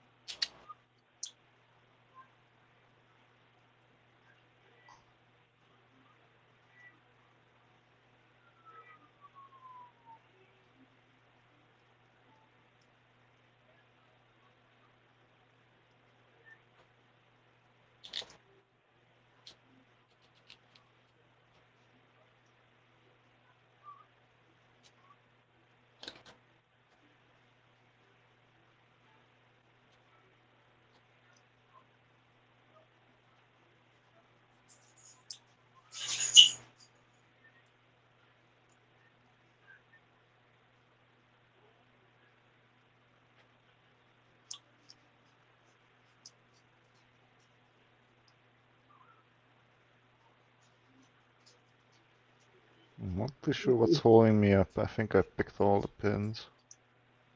Go through these.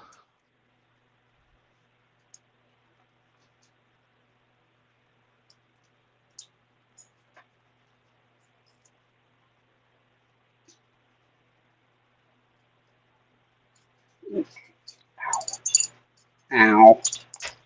And that is another thing about handcuffs. Sometimes you get a little extra ambitious, and it's like, ow, that really hurts.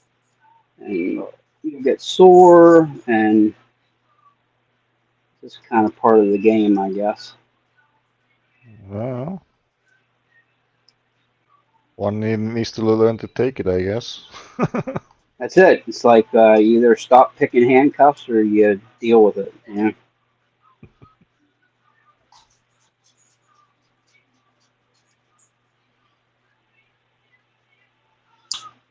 There we go. Popped one tooth. Popped the second tooth. Third tooth.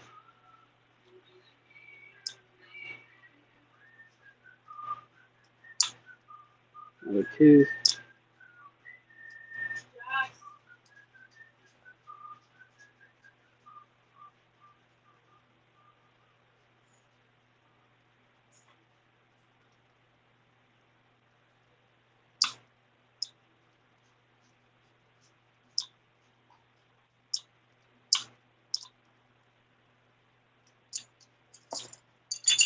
Okay, we're out.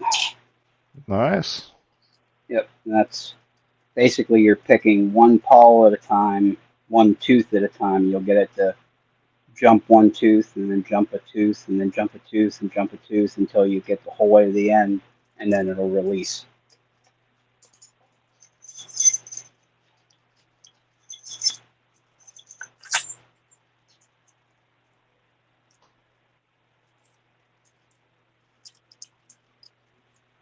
Whew.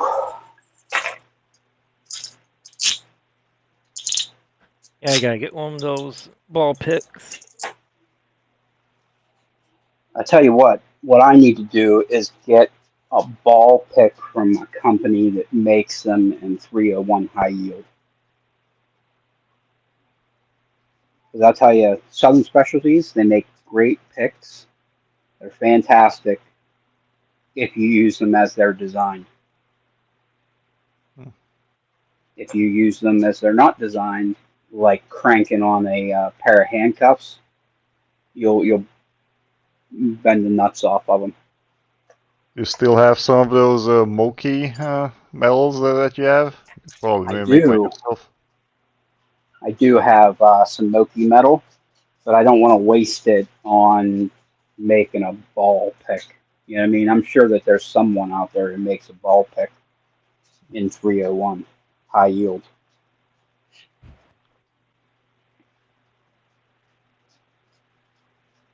I've used the hook from Covert Instruments to pick a lot of handcuffs, and those are still right and true and straight. Oh yeah. I mean, I've literally put them in. When I first started, I had no idea how to pick the double lock on the 700C. So I was literally putting them into the keyway and twisting them to release the double lock. So I was putting it in and literally cranking on it laterally, which is so bad for picks.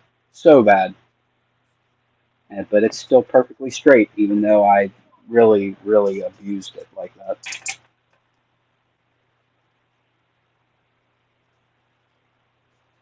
Nick's saying salt ord.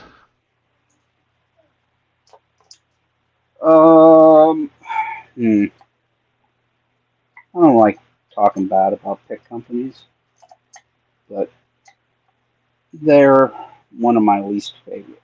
Let's put it that way.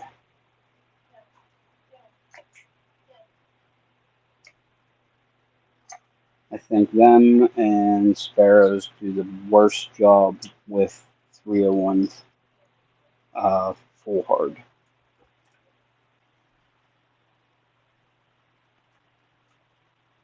Alright, I'm about to give up on this one. And it's getting late as well. Oh boy. Hey, Stu's here. Oh.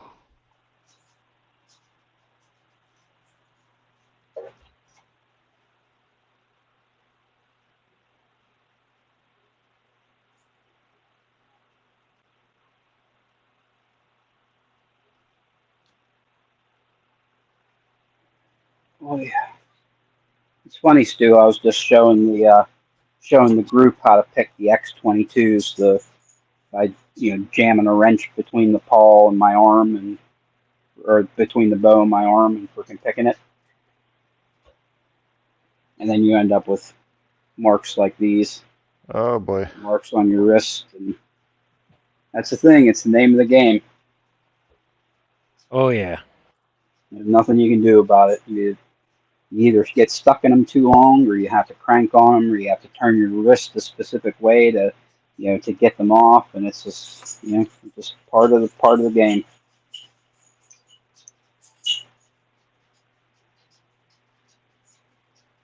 Are you kidding me? You schmuck. Apparently, the last time I picked this D9 block, gold D9, I picked it and then didn't turn the core back. So now the core is stuck 90 degrees off. Oh. So yeah, we gotta do a little TLC on this guy. I think we should be able to. Trying to think of where the pins are coming from. Coming from this way and that way. So we gotta pick up. We gotta go up and back.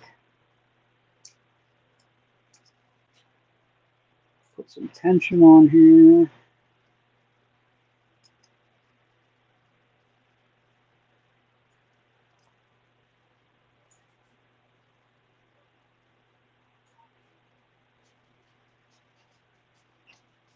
Oh, what a schmuck.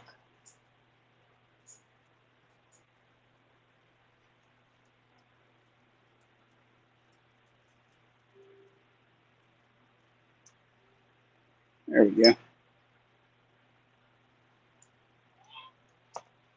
Good. You can definitely do that. Let me show you with this one. This lock I can get open pretty quick.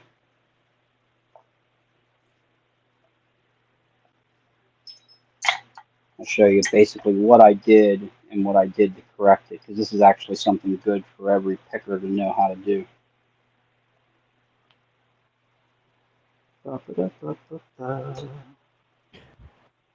Need a short hook, short hook, short hook. Are you float picking? Yes, I am going to float pick this open, but not really. That's not the part that I want to show them. I want to show them how to recover something once you screw it up.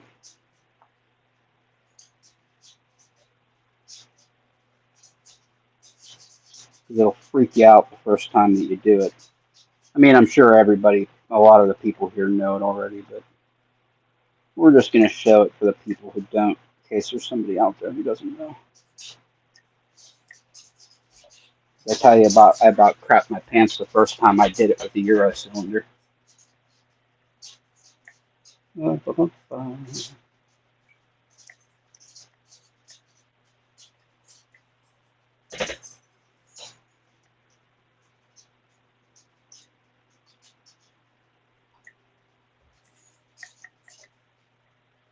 going to turn it in through 360 or something like that?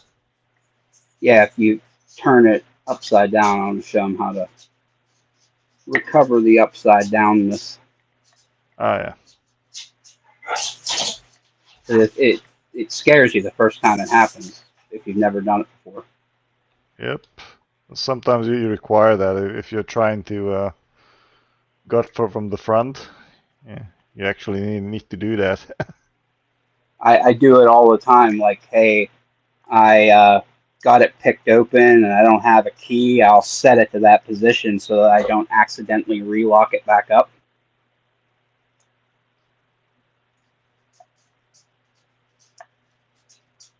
All right. Well, I'm gonna have to call the night, unfortunately. All right. Thanks. Yep. Thanks for coming, Wolf. Yeah. Thanks for having me. We'll see each other again pretty soon. This Sunday, right? Yep. We will be going this Sunday. All right. I'll prepare for that one. Yep. Thank you so much. Appreciate you coming, and good luck with that Ruco.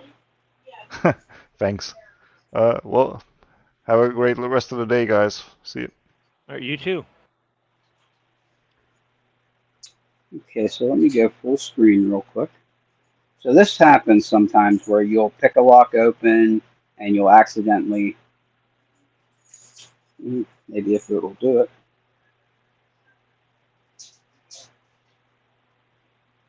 You kidding? Why are you not dropping? Are you serious? It's not doing it because I want it to. Oh, that's like the cardinal rule of live streams or IT is when you want it to do something, it's not going to do it. Kidding me? OMG.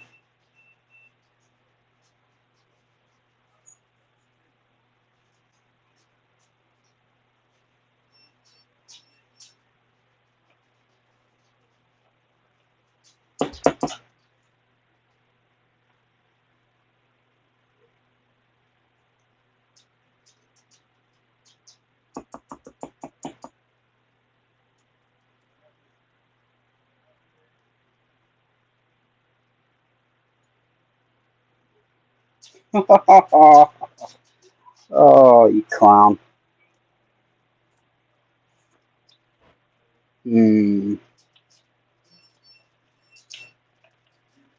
What can I do?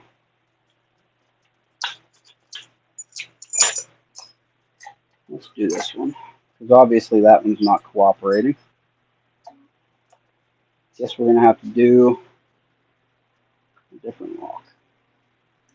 See if we can do it with the Schlage Everest.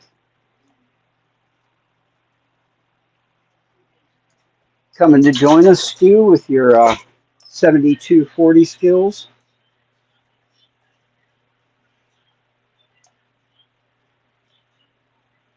I was kind of looking forward to seeing you freaking pop that baby.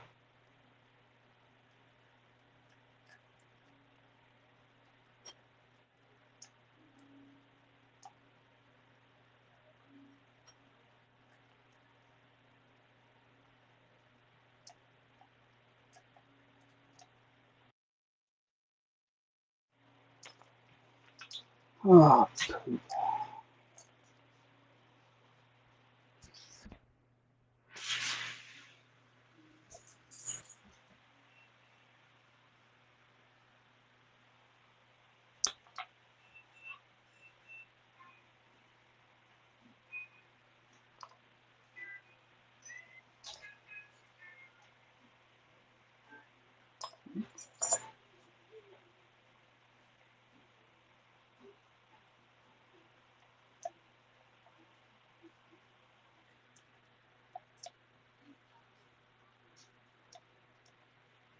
I might still be going in 30 minutes.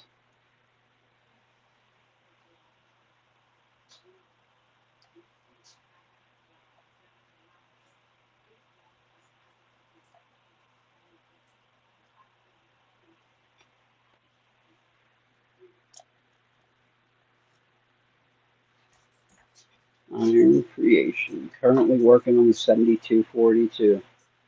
It's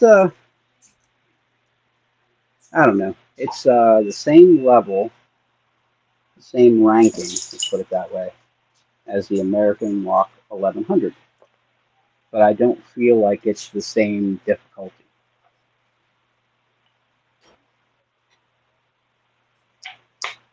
I don't know how many people agree with that or not, but that's how I feel. I mean, I would agree with that. I mean, I find it actually to be a little bit more challenging because it's a smaller Yale keyway rather than the AM5, which is pretty much you can go top of the keyway in the AM5 and go have a ton of room. The ABIS I always find to be a lot tighter, which makes it a lot more difficult. Yep, I agree. So, It's six yep. pins So instead of. Yep, you'll get 6 that pins instead of. problem definitely with the Everest. It's 6 pins instead of 5. It has 5 spools and a standard pin. It's got a much tighter keyway. I just feel like it's way more difficult than the American.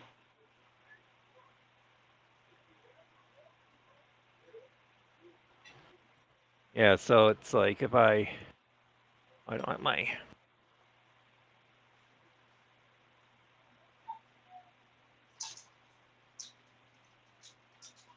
I get my camera's controls up so I can change my focus.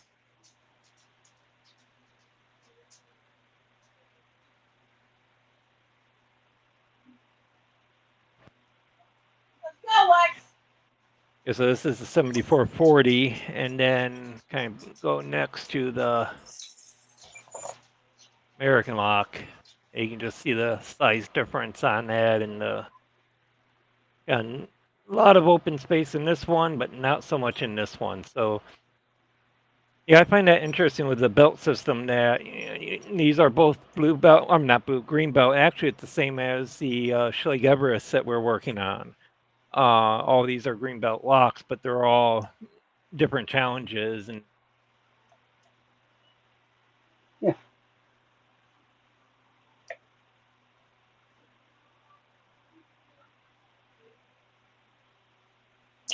Okay, you ready to set that?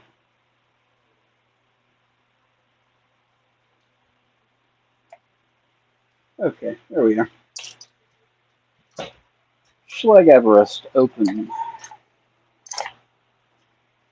So this is the thing that's crazy. If you open it and then accidentally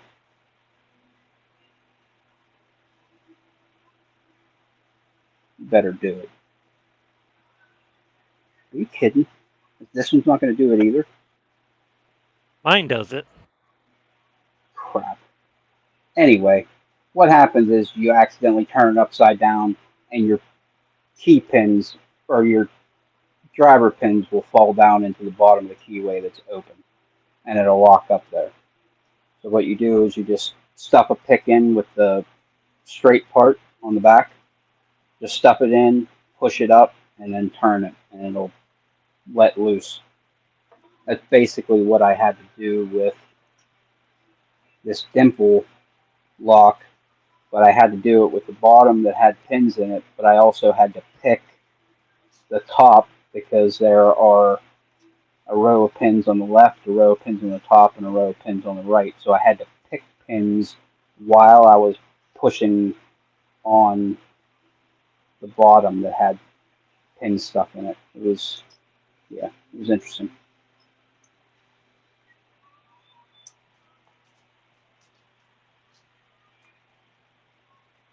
I forgot how much fun this was to pick. I haven't picked the Schlage Everest for a while. Cool walk.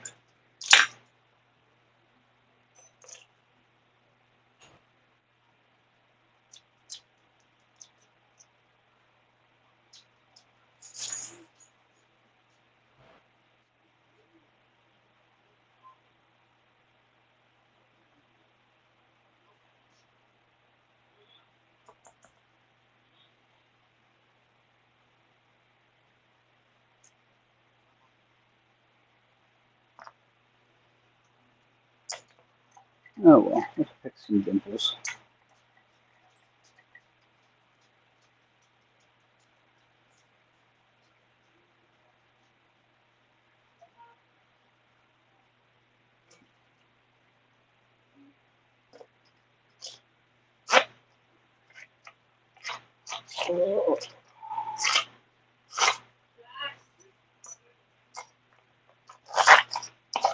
I really love these freaking Huck dimple flags.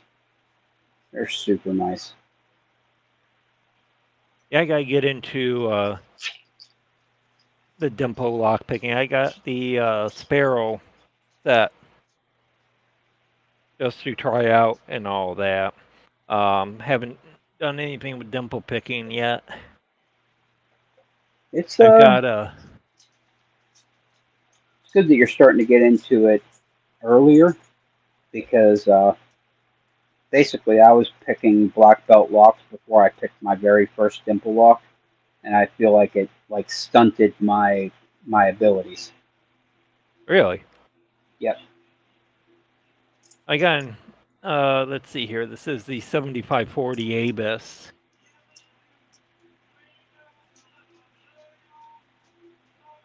Yeah, because what Start had working on happened, that.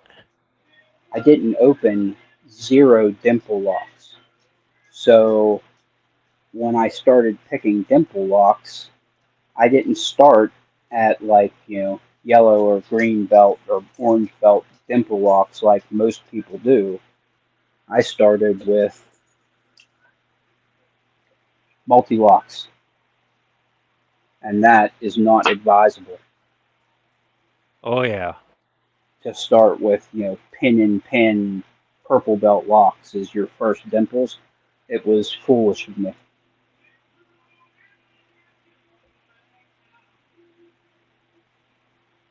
wish I could go back when I was, a green belt picker and get some dimple locks and start when I was, more new. I feel like it would have helped me a lot.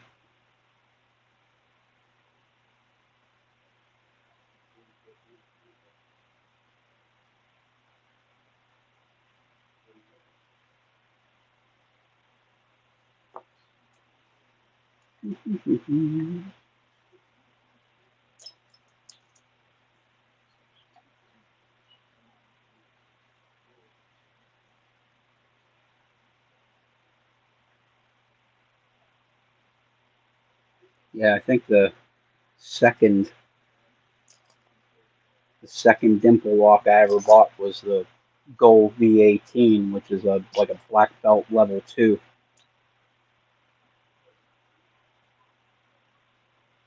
But you know how many times I picked that thing? 0 times.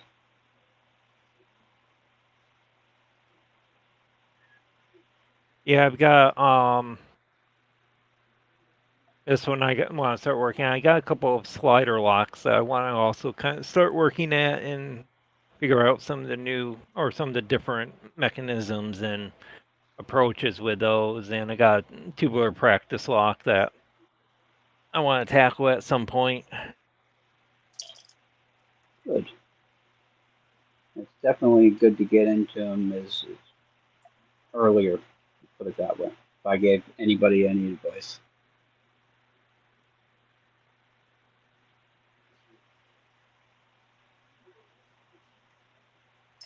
Basically, I was like, oh, I can get the black belt and not have to pick any dimples. 0.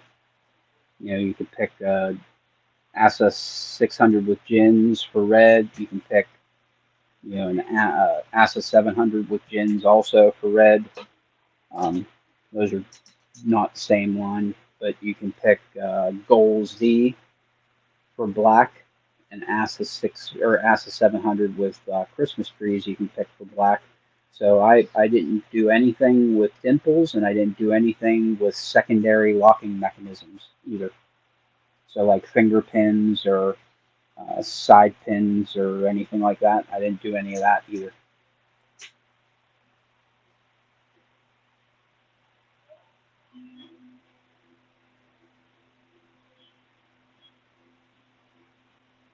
Yeah, I'm just starting to get into medical, so the whole, working with the different mechanisms and all that's pretty fun. They are. That's going to be the next lock that I progressive pin. Actually, this Medico right here, Medico biaxial. Oh, I got it. Ooh, you're open. This is actually my first attempt on the federal. Really? Well, Yeah, congratulations. I forget what level this guy is,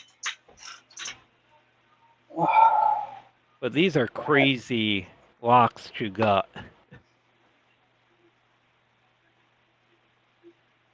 They're actually really fun. The screw that holds the retaining cap on is actually under the shackle, so you have to remove the shackle first in order to get the core out. Okay, is there like a set screw on the side that you got to get, or a pin? A pin, but it's right here, so it's Really fun. I think I used the handcuff key for that. See here. You can set your full screen. Nope, I gotta get a toothpick. See if I can do this again.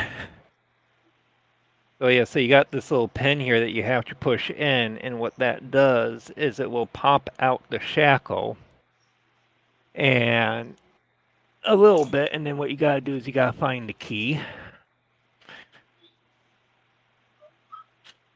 Which fortunately Federal keys have that nice square body on them. And then you can just pull the shackle off like that.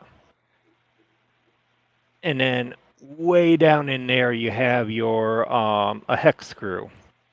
And so that's the next fun challenge, is getting a wrench that will get down in there. I was not expecting to get this open, so I didn't have any of my tools out. Ooh. And it's really hard. In fact, I can probably show that off, but I got this nice little fiber light. So if I Oh, okay. shine that in there, you can see that hex screw right there in the bottom. Yeah, you can definitely see that. That's a pretty cool little contraption you got there. Yeah, Good it's idea. I found it I want to say lockpicks.com is where I think I found it. Or something like that. I'll see if I can find the site where I got it. But yeah, this little tool has been very useful. I also have a orthoscope that I got off of Amazon that I find to be really useful as well, because it kind of helps you see in tight areas and all that. Makes sense. All right, so let me see if I can find the X wrench that goes with this.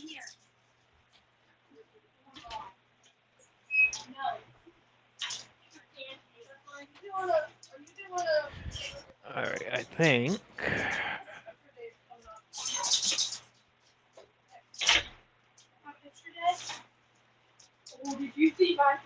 that's too short.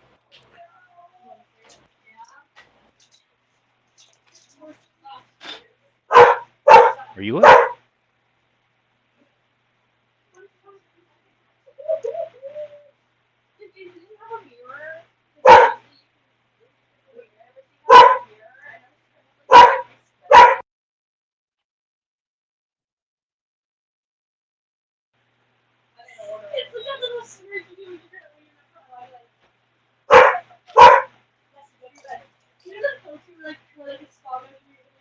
Nope, too big.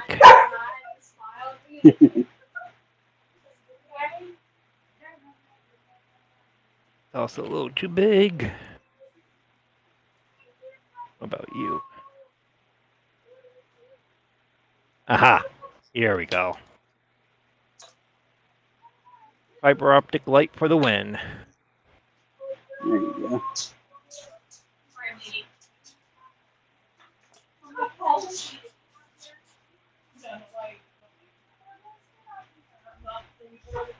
So yeah, once you get that off, you can then slide off that retaining cap and then pull the core out. Nice. And what's interesting is this is the same exact core that's in the American Lock 1100 series. Oh, it is. So So it's a 5-pinner. Do they use the same pins, or are they different pins inside the same body? different pens. This has a combination of standard, or I think it has a standard pen. It has a barrel pen. It's got a mushroom pen. They've got a bunch of different pens in here. Let me fully gut it here. That's slick.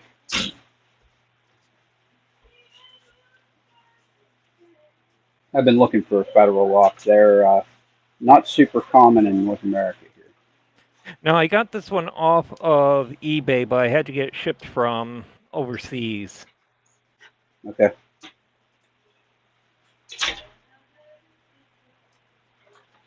And this C-clip does not want to come off. Almost want to take bets to see if it's going to go flying across the room. Anybody want any action?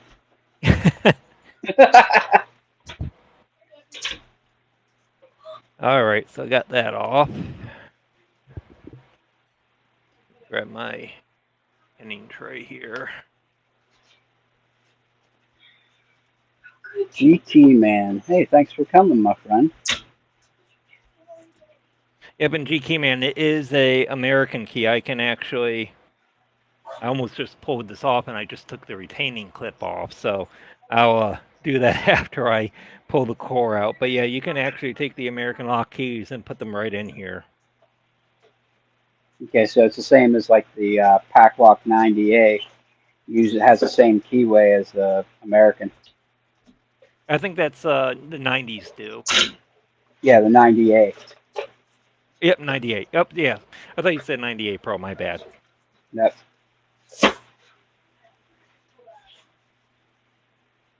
So yeah, so if I take I got my American lock right here. So yeah, that fits right in there. And yeah, so it's a 6-pin lock. I gotta look up see what if this is on the belt system.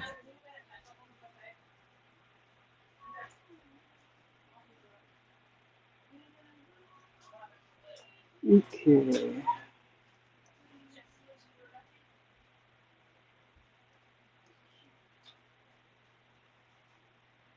I'm excited. First time getting that picked open. And on the first attempt too. That's super nice. So you got a standard pin on 1, spool pin on 2, barrel pin on 3, spool on 4, spool on 5. I thought there was a mushroom pin in here. I guess not. And spool on 6. So yeah, 4 spools, a standard, and the barrel pin there. You change the focus.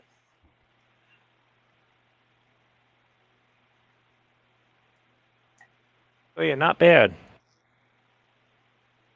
Yeah, it's nice to get open a lock for the first time. All right, let's see if I can get this back together. Oh, I think that's safe money.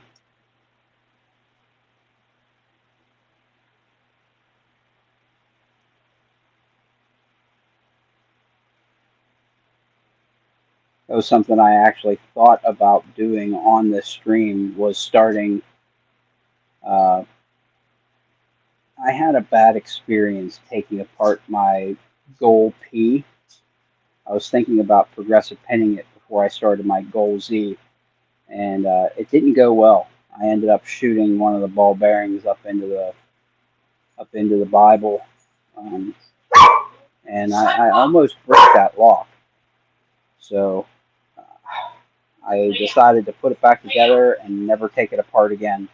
And now I'm second guessing myself. I kind of want to take it apart so that I can maybe progressive pin it and try and get that stupid thing open, because it's super hard. The bidding on it is crazy, and I've never been able to pick it yet. Yeah, I like doing the progressive pinning, but yeah, no, it's I've done that on a couple of my locks where either what was it? It was actually this Peaks here. I was having a heck of a time getting it open, so I went to do progressive pinning, and I went to pull the core out, and there's the first pin is very different than the other pins. It's actually raised up. And so the cylinder is actually thicker on the first pin than the rest of the pins. and I was having a Oh. hard time pulling it out, and I finally got the cord pulled out, and all the pins went flying. Ooh. Yeah, that's tough there. So I pulled the metal cap off, threw some grub screws on this so that I can actually just get to the pins this way, and put random pins in it. So I want to get another one of these at some point.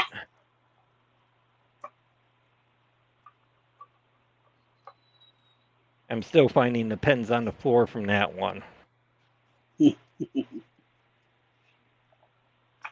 Oh, there it is. That disaster where my cat knocked over everything. There it is. There's my gold P. It's longer than a standard mortise by a good bit. So when I went to push the core back in, I had the ball bearings pinned, and I was pushing it in, and it's super like awkward because of how freaking long it is. So I got it in part of the way and it ended up slipping and turned, and the ball bearing shot up into the Bible in one of the empty chambers.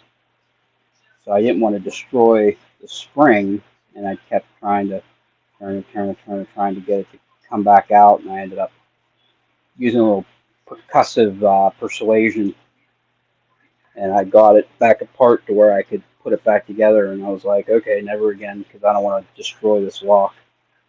It's the only gold P that I have.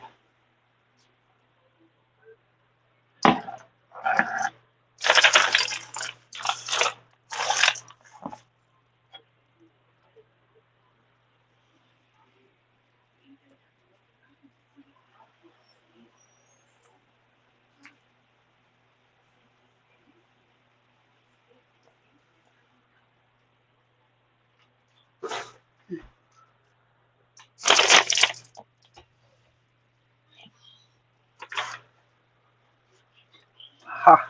There you are. Oh.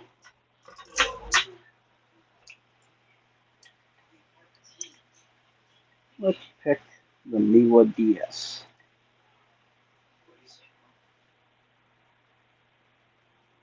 I think somebody's trying to come in. There we go. Stu! What up?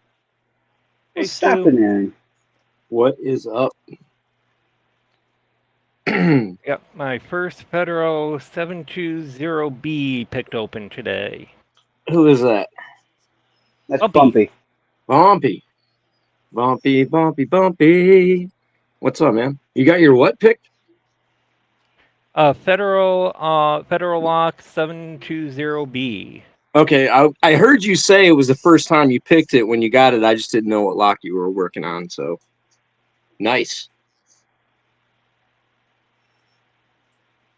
All right, well, thanks for having me on. I got to jump off for the night, so everyone have a great night. Oh, you take care. Yep. Thanks so much for coming on, Bump. And congrats on your first pick. Yeah, that is Thank awesome. you. All right, later all. See ya. Hey, Stu, you got here just in time Yeah, I know, right? to stop me from having to talk to myself. Kind of feeling like I ran Bumpy off. Did I say something?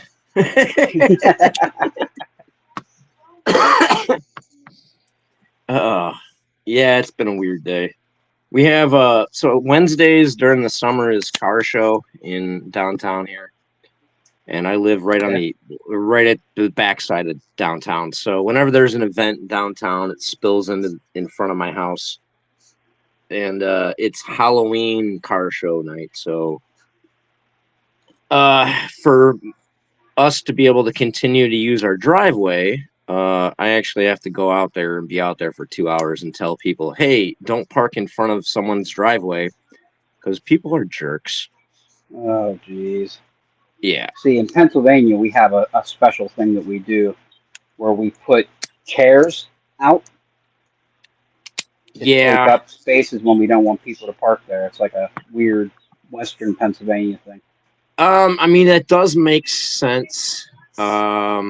I guess I could have done that. I've put out like our garbage cans And like in similar situations, I've also put out like bent stakes of rebar so people screw up their cars if they pull up. I've gone a lot of different levels over the years on this. So now I'm just kind of in the stand there and glare, and it works for the most part. I only had to tell 4 people that they can't park in front of my driveway. So my wife, when she comes home, she can, get in our driveway. Oh, boy. It never ends. People Oh, are feel it's entitled, nuts. and they don't think about anybody but themselves. No. And the more people, it's weird, man. It's like the more people you put together, the more there's just this desperation of selfishness that starts happening, man. And I stand out there and watch it. It's an amazing sociology experiment, in all honesty. Mm. And I'm kind of fascinated by people, so on that level, it's nice, but after the fact, You are a people watcher. oh yeah, I study them. Kind of my biggest hobby, my longest running hobby, studying people. It's cool.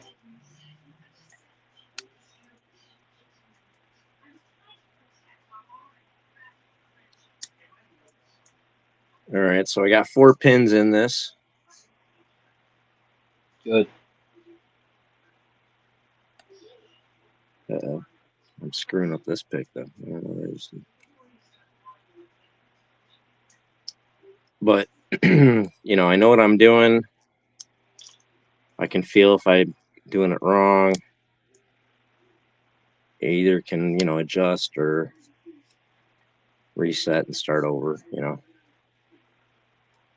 Oh. I picked it with 3 pins over 50 times. Wow. Yeah.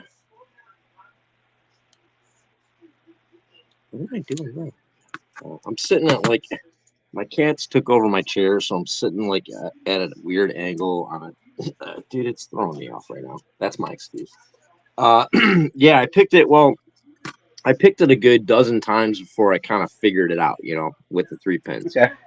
And then, and by the end of that, I picked up the Covert Katana, and it just was really perfectly allowing me to individually hit the pins and feel them and get them right. So once I kind of figured it out and found it, I started counting then. I was like, well, now I need to do 30 from here. I didn't want the fumble throughs to count. Does that make sense? I wanted 30 controlled picks. And by the time I got to about 30 with this, I was realizing just on the curve of it between this and the other 7240 that, I might not be able to get the full, just getting around some, low, no lifts and stuff in the back. And then, this might not be my answer. So I was like, well, I got to figure out how to pick it with, something else. So I just kind of started going through all the picks I kind of have and use, or I like to use for different things. And I probably did another, 20 opens, just working with a medium round, some Jimmy hooks, with the Rob Lawns, just, and then sort of I did the same thing now with the 4 pins. I've done easily over 50 picks of it now. Very nice. Well, I need it to kind of find. I need it to be able to kind of dial in and feel it. But right after I put the 4th pin in this, I did it about 3 or 4 times, and then I was able to pick the fully pinned other one I have, which I have not duplicated because I will only pick this fully pinned on camera now, and the camera I think is killing me. But because I need to catch it, and I'm ready to gut it the minute I pick it. So we're going for green the minute we get one of these fully pinned. picked. You know what I'm saying? So that's the plan. It's good advice, I'll tell you that. Freaking only if you want something on video, to only pick it on video. It's advice that I did not take quite a few times and regretted it like every single time. Yeah, I mean, yeah. Even just like, I don't know, there's something about picking something up and being just dialed into wanting to open it that first time, whether it's the first time ever or the first time in a while, but there's something about dialing in to open it that first time for me. Like often when I get into a lock, I put it aside and like my brain does not want to get into it the same amount anymore. And like I gotta like make myself want to get back into it, you know, once I've beat it. Like once I got the 1100s, man, like I set them aside and I was like, okay, I'll get on to other stuff. And I didn't get back to keep picking those, you know, so I kind of got away from, I can't pick them, you know, I got to dial myself back in. And yeah, it's weird, man. It's weird. All right, well, let's go ahead and if we can put the fifth pin in, I'm ready. Wrong keys. What are you picking, man? So Miwa DS, the Japanese wafer lock. Oh, okay. How many wafers? 10, I think. Yeah. Oh, we're open. Oh, there you go. Open.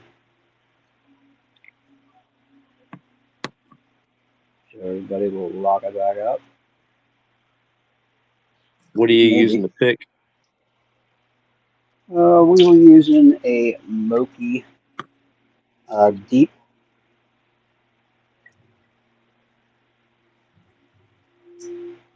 Walk back up.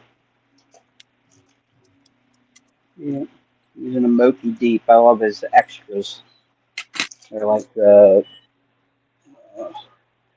taller shanked picks that he makes.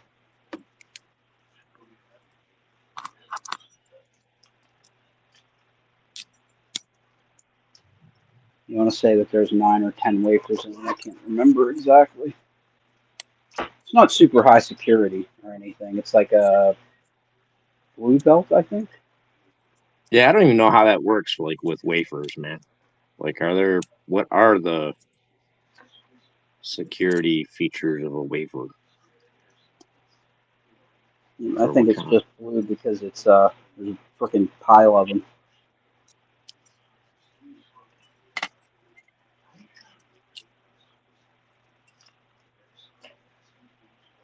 Well, let's pick this again.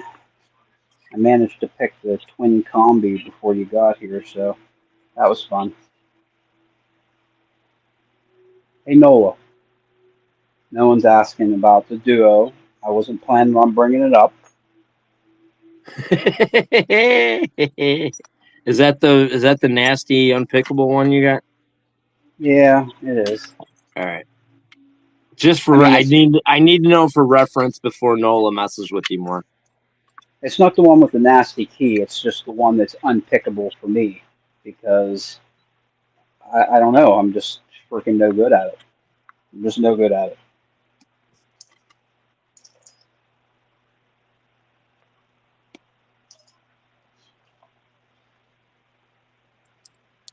Oh God, it's so awful.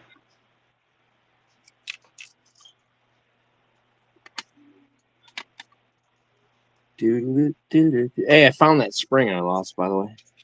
Did you? Yeah. Good. I did a deep dive searching through the carpet, and I finally found it. That's it. Sometimes you got to do it. I mean, it's what was necessary.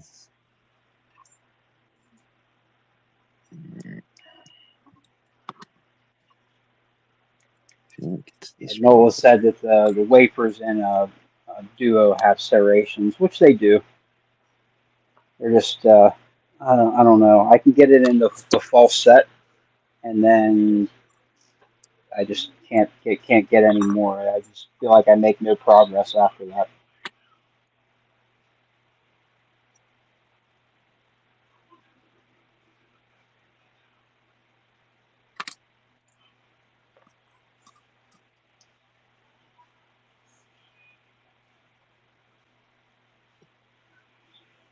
Surprised Butter Cookie didn't pop in to bust my balls over that one.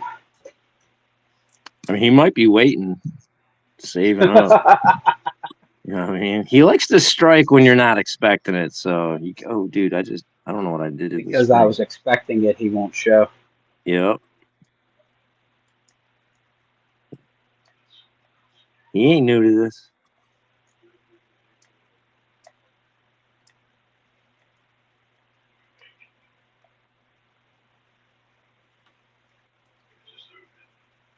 Oh, come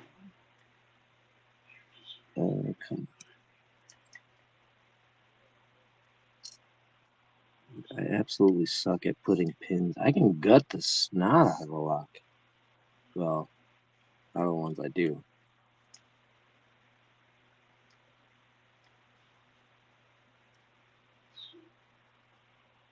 I can't decide how that knife video I did yesterday went over. I don't know. Went over in Short terms did, of what? the short did pretty decent, but the actual video did poorly. So, I but I feel mean, like Locksport people like sharp things.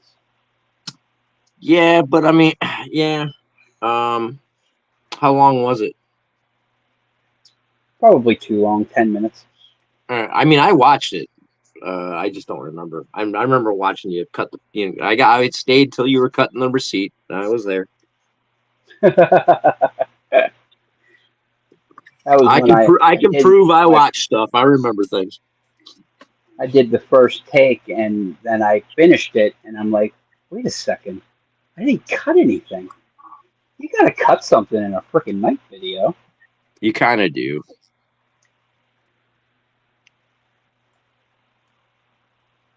I don't know. I kind of feel like I don't know. I feel like it's not the authentic me to not include all kinds of different stuff that I do, because that's like I have what 1, 2, 3, 4 hobbies basically.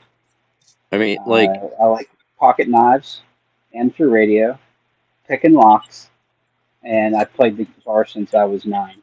So I mean, who are you talking to right now, man? Like, Loki calls me the poster child for ADHD. So, like, I got I all guess kinds you're of. probably a good person to freaking say that to because Yeah, I'm a big no, but I'm. I mean, all kidding aside, I'm a big proponent of telling people to indulge their other, other hobbies, other things that they're good at and they're into, whether it's Bando with his, EDC stuff, or you with your radio stuff, or, kicking with his fireworks, or, whoever's out there, whatever, definitely, like don't think you got to be a one trick pony, just do locks or whatever. Sure, if that's what your main thing is, then hey, we're all here doing that and enjoying that most of the time. But if you got some other stuff, do that too. Oh geez, why did I do that? yeah, I think that I will. I think that I will do that because I think that it. Okay, so Locksport, there are a lot of Locksport YouTube channels, and a lot Yeah, of them are stagnant. You know what I mean? People come in and out, and they fall in and out. And I think a lot of that is because if you do the same thing day after day after day, it would become boring. And I think that if I do other stuff that I care about, that it'll keep it fresh and I'll be less likely to fall out. yeah. Well, and I think again, man, like I subscribe to there's different models, and some people are really good at kind of doing like the same thing. whatever. They're very specific. They're, whatever, the camera angle or whatever, or the thing they do over and over again, for the most part, is generally the same, but they're really good at it, or they've nailed the way they do it. So that works. But like I said, like if you have other hobbies or other passions, just by leaning into what you love makes you enjoy what you're doing. And I think that carries through your whole channel, So if you're enjoying, knife video and telling us about the postcards for the radio contacts, and you're enjoying teaching people how to, pin and gut and or progressively pin, then that's what's going to give you the best opportunity to do the best, man, because you're enjoying yourself the most, and you like what you're doing the most. And so, yeah, like I totally like, yeah, if you got another passion or anything, like introduce it, show it to us, share it with us, like teach us about it, that kind of thing, like obviously if you go too heavy on that, then now you're a that channel or whatever, and whatever, Yeah. but you decide what your balance is, man, and do what makes you happy and enjoy keeping coming back, The funny thing is do you know how I got introduced into lock picking this time? Like I used to pick when I was young, 8, 9 years old with, Oops. paper clips and stuff. But I was introduced by an amateur radio YouTube channel that bought some lock picks. And he was like, "Oh, let's see how quickly we can rake a lock or whatever." And it was like, shit, I haven't thought about picking locks for like 2 decades. I should get some lock picks. And it was actually an amateur radio YouTube channel that got me interested in picking locks. That's really cool, actually. Yep. His name is the Smoking Ape.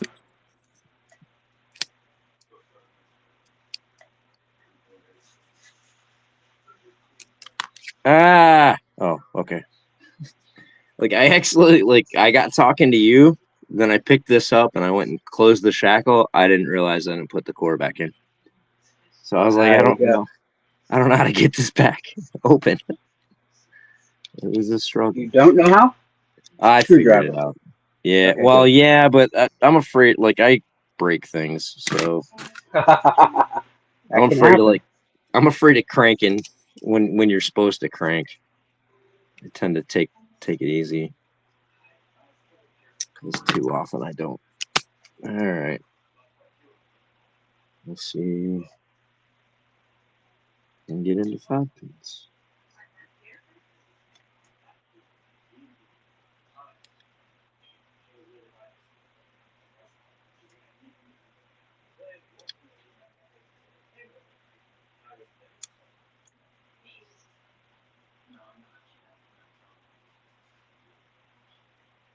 Come on.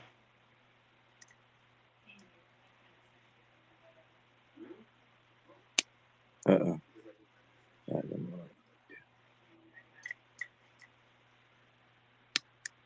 Oh, hey now.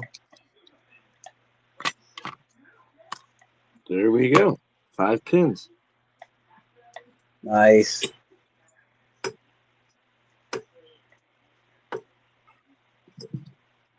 I didn't do it right. I screwed something up, but I managed to get it open. Yeah, good. Which I'm always happy with. Actually, I'm more happy with.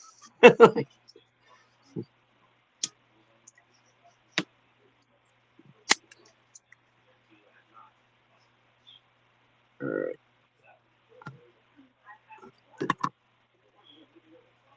Come on. I need this open. Is there a chat going on? Okay. How do I scroll?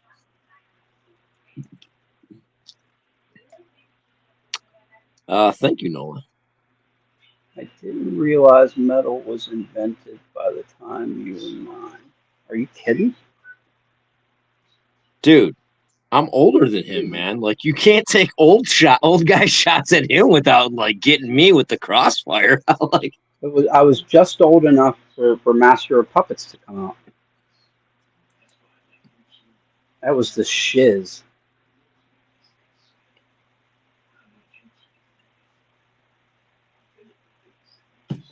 Yeah, that was a pretty big broad breakthrough moment in metal, Oh, I'll tell you, where it old was school Metallica is the Master shit. Puppets, and then everyone got into Ride the Lightning, and then they were primed for whatever came next. Back when they were good, Justice for All. before they next. did, Reload My Pants or whatever that thing was. Yeah, Justice for All. That was their peak.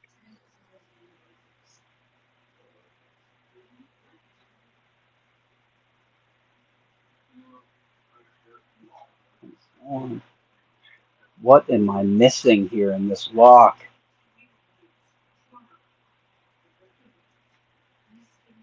Okay. What are we missing? There's no Kitana. Barrels are so freaking. It's just so easy to freaking overset something.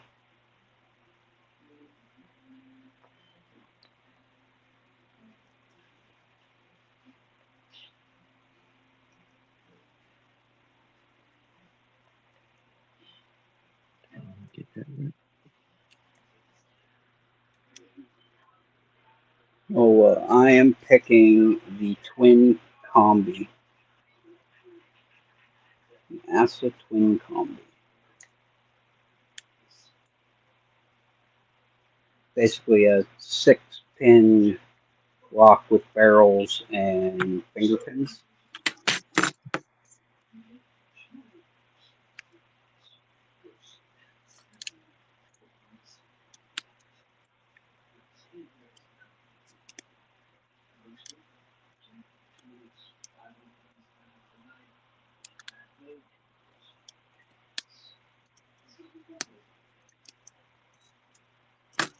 No, what's going on?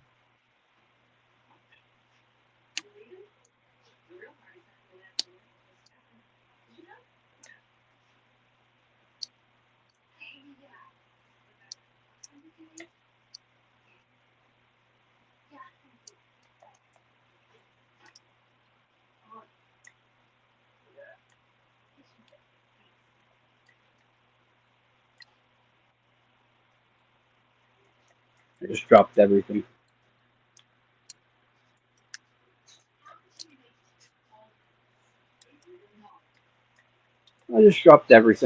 Awesome.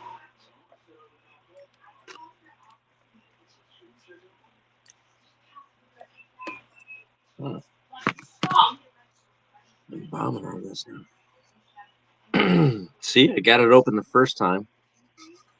Now my brain won't let me get it open again.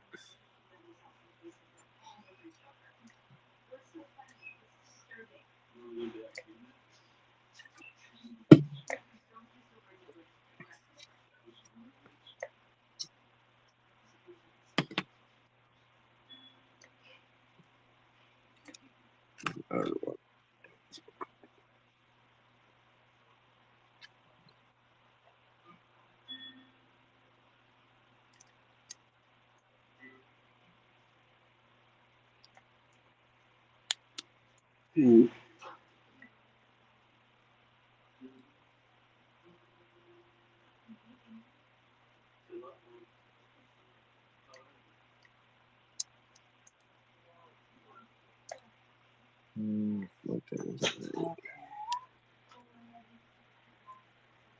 One more go. Come on.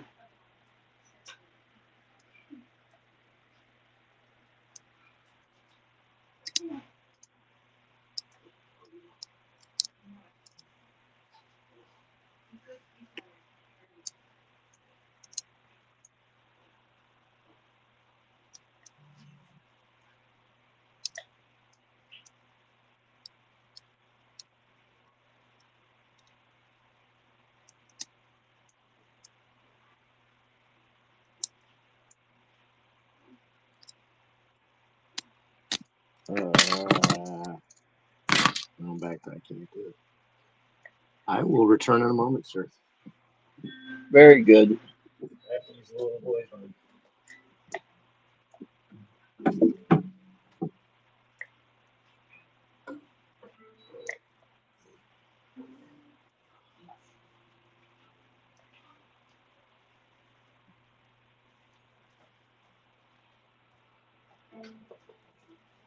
Come on, pick.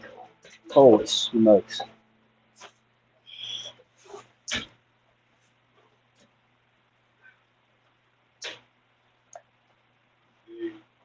Okay, one. Oh, one is so high, I gotta put like a bottom of POA tensioner in here to try and reach it.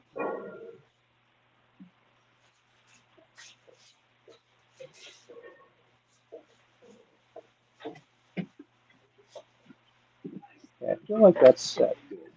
What's that? I was saying that I was talking to myself basically. I was saying Oh, I think number one's set. Sweet. I was right. What was I gone? Like 23 seconds? I'm the speed potty king. Nice. Oh, come on. I've won awards.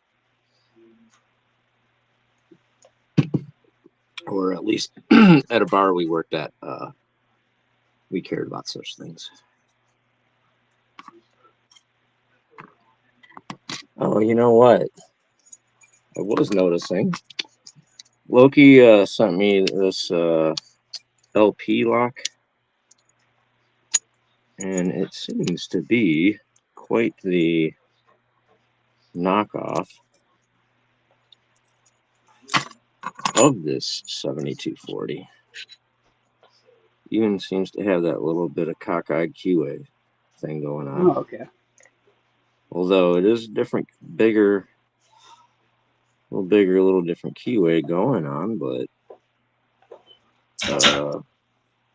and then I can gut it or I can pull the core out, but it's got like a spring on the back side. I don't know what that's about. I've never seen that before. Oh, that's weird. Yeah, well, I'll show you. You guys can tell me what the hell it is or why it is. You know what I mean?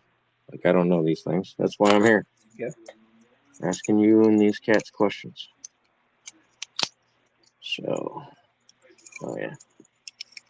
It's a lockout tag out, which is nice to have an extra little one of those, you know. So, right there. What's that spring about?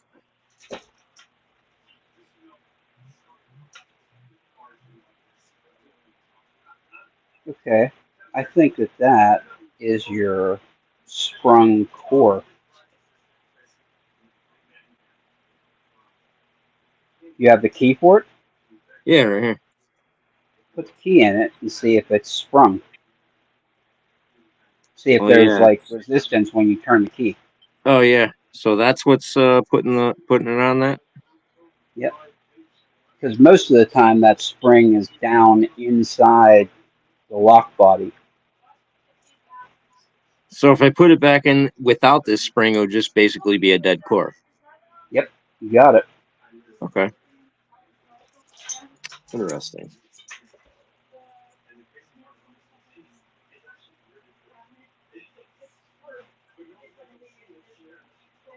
Oh, okay, that's cool. Like it's got two holes where the two ends of the springs seat. Great. I'm sure this isn't new to any of you guys, but this is cool to me. Like right there. And then right there. One in the whatever this is, and the one in the whatever that is. That's cool.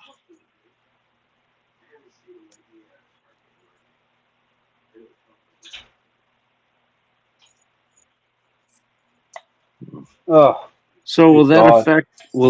Does that affect the fact that it's a key retaining? No. No, that shouldn't have anything to do with it. Oh, okay. I was like, if it keeps the spring on, is that like the pressure? Is that what helps it? Like, I don't even know how shit key retains. So By it's the all way, lessons for me, man. Hey, check that out. Ugh. That's picked, Nice. buddy. Picked. What's that? A twin combi. That's the one Oh, I okay. was having trouble with. Oh, nice. Well, then double nice. Twin nice. Yeah, that's I was talking to Bumpy and Wolfgang earlier, and I said that there are certain things that I didn't do in the beginning of my lock sport journey. So I never got any low level dimple locks, and I never got any locks that had barrels in them.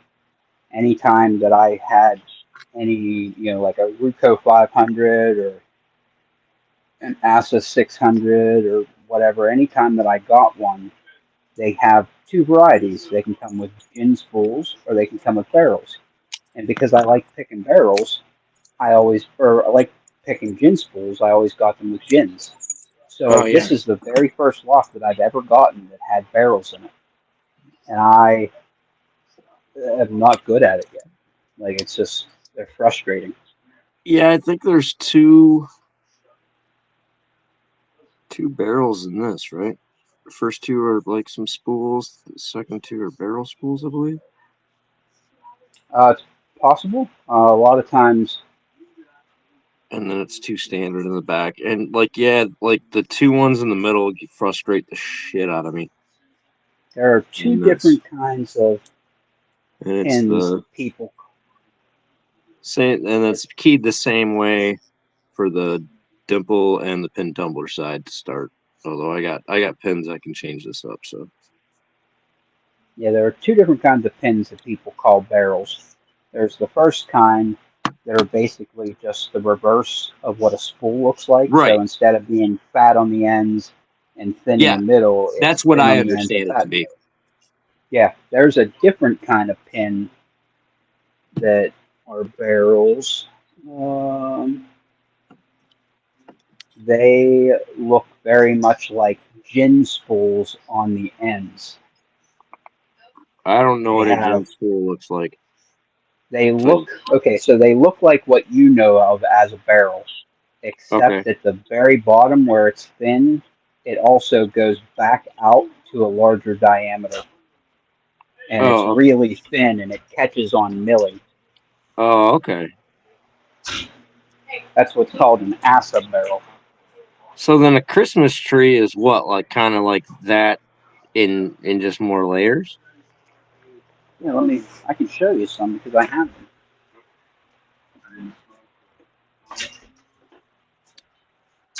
So let's show you what a Christmas tree looks like. There's an ASA 700. Oh.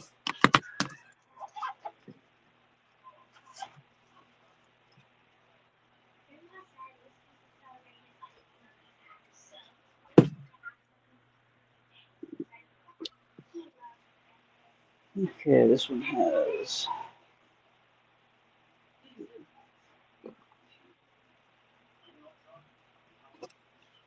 Oh yeah.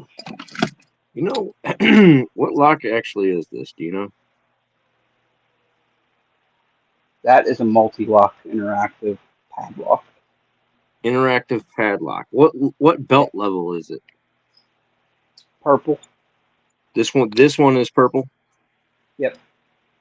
because it's got the interactive means the pin and pin, No.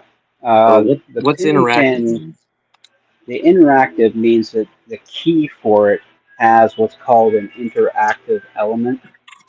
Let me pull one out. I'm going to go full screen real quick.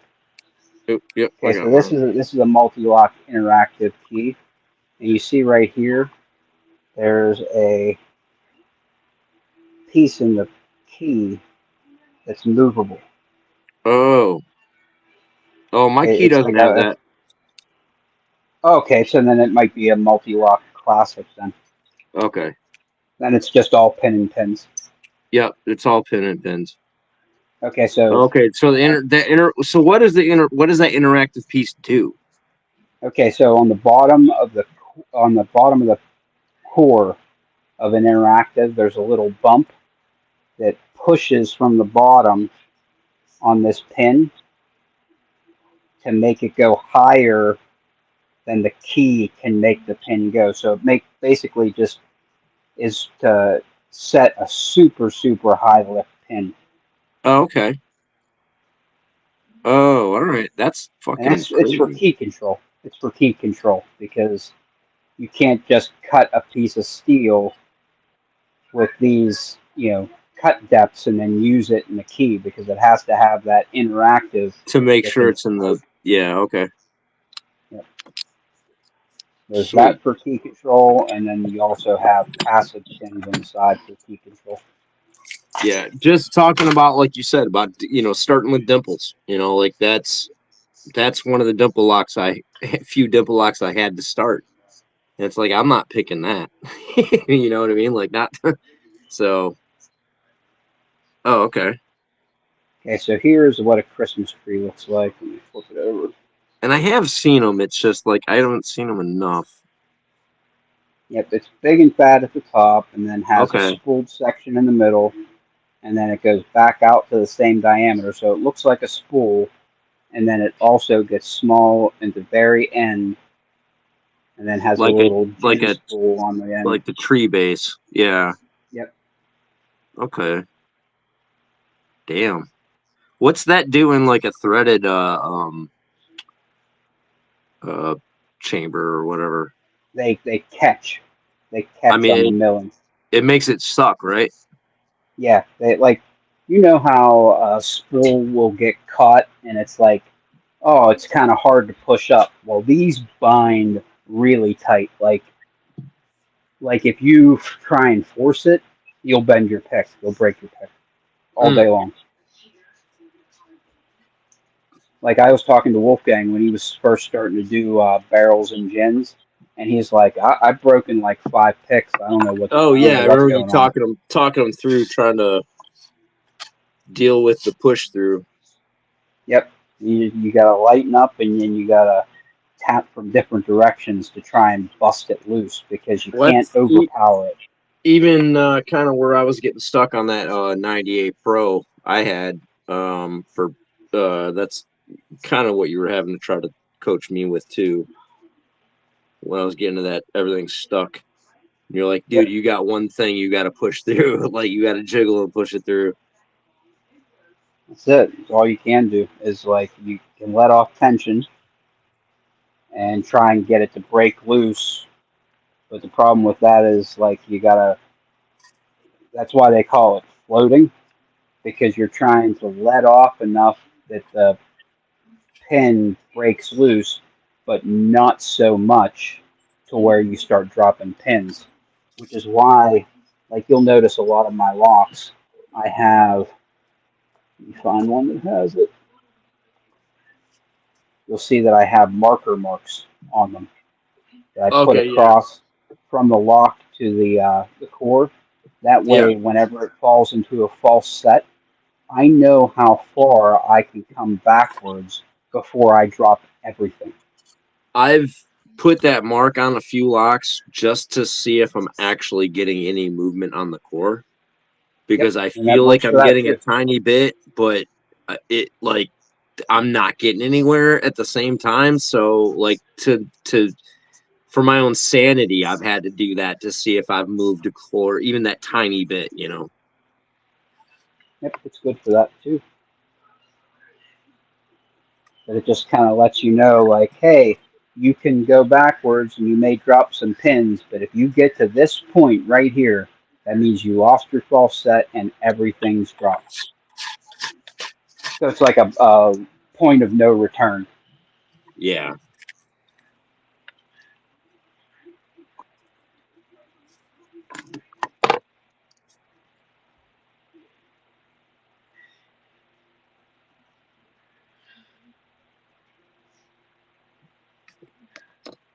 I feel like trying something else. Tell you what I did do. Frustrated. I've been doing every week. I've been doing a progressive pinning video. So I did 4 or 5 weeks on the 1100, and then I did 4 weeks back to back of the pack lock. This week, I decided that going from 4 pins to 5 pins in the pack lock is actually kind of a big jump. Like Mhm. it gets much harder going from 4 to 5 pins. I decided to skip this week and just kind of let it go, and then next week I'll come back and then do 2 weeks back to back. Just because I don't know. I just thought that 1 week on 5 pins wasn't quite enough.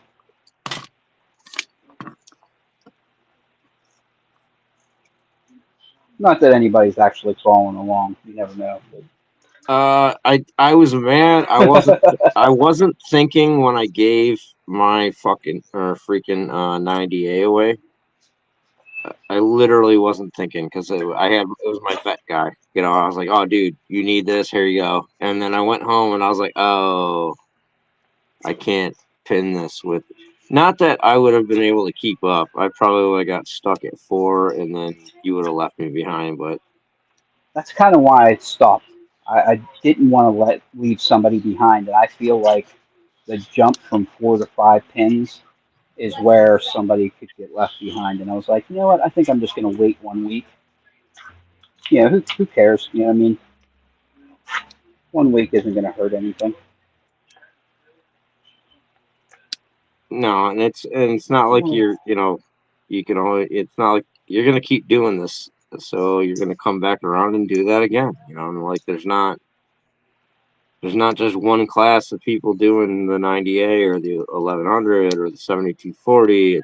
There's going to be people doing that next month and the month after and the month after, and you know what I mean. So it's Yep. and just the idea of like, oh well, it's in my queue. Well, people see what's fresh, you know.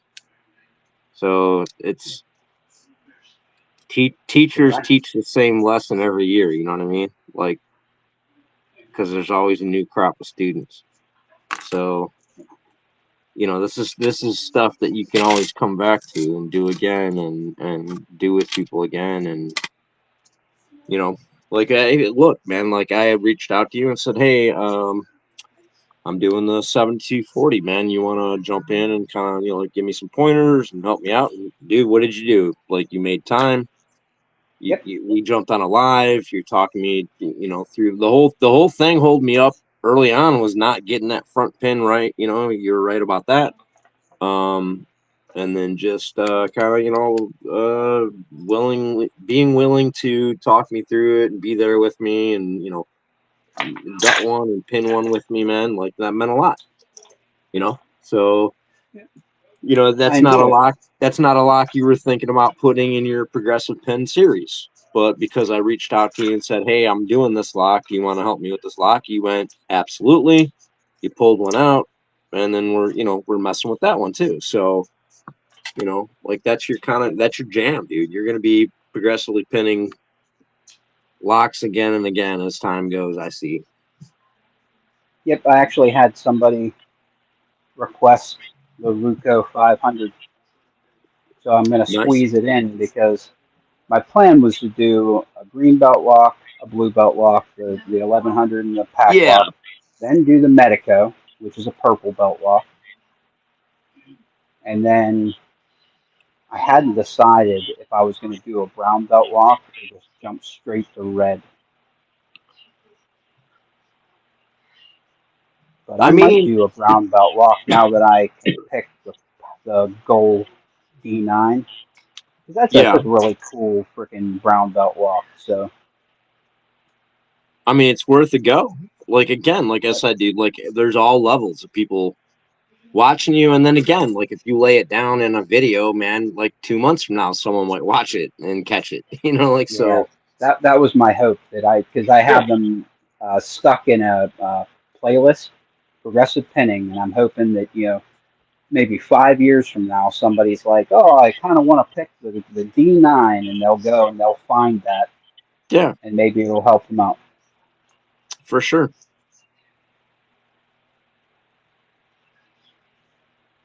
I mean, I'm spoiled, man. Like I got you, I got Loki, I got Lady Locks, at like my disposal to ask questions about locks I'm frustrated with.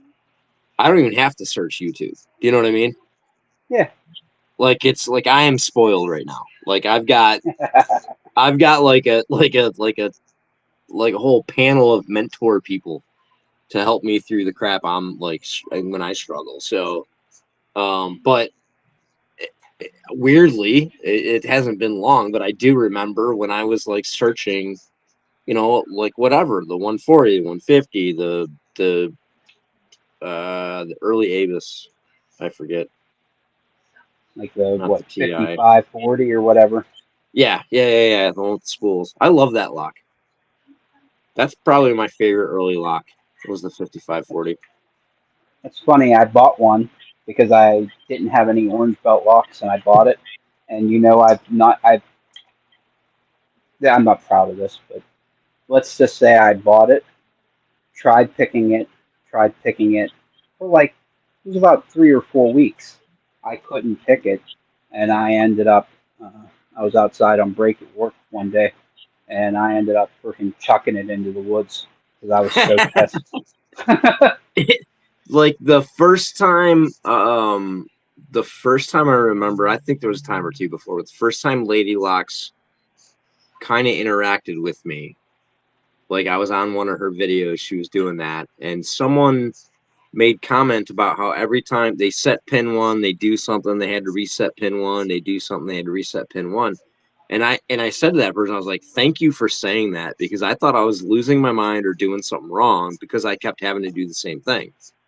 But I mean, I would eventually get it open, but I was like, it just the whole time I was like, I'm wrong, you know. And I was like, thank God someone else said that. And that was the first time she kind of jumped in and said like something nice, you know, like something encouraging. And I always remember that actually.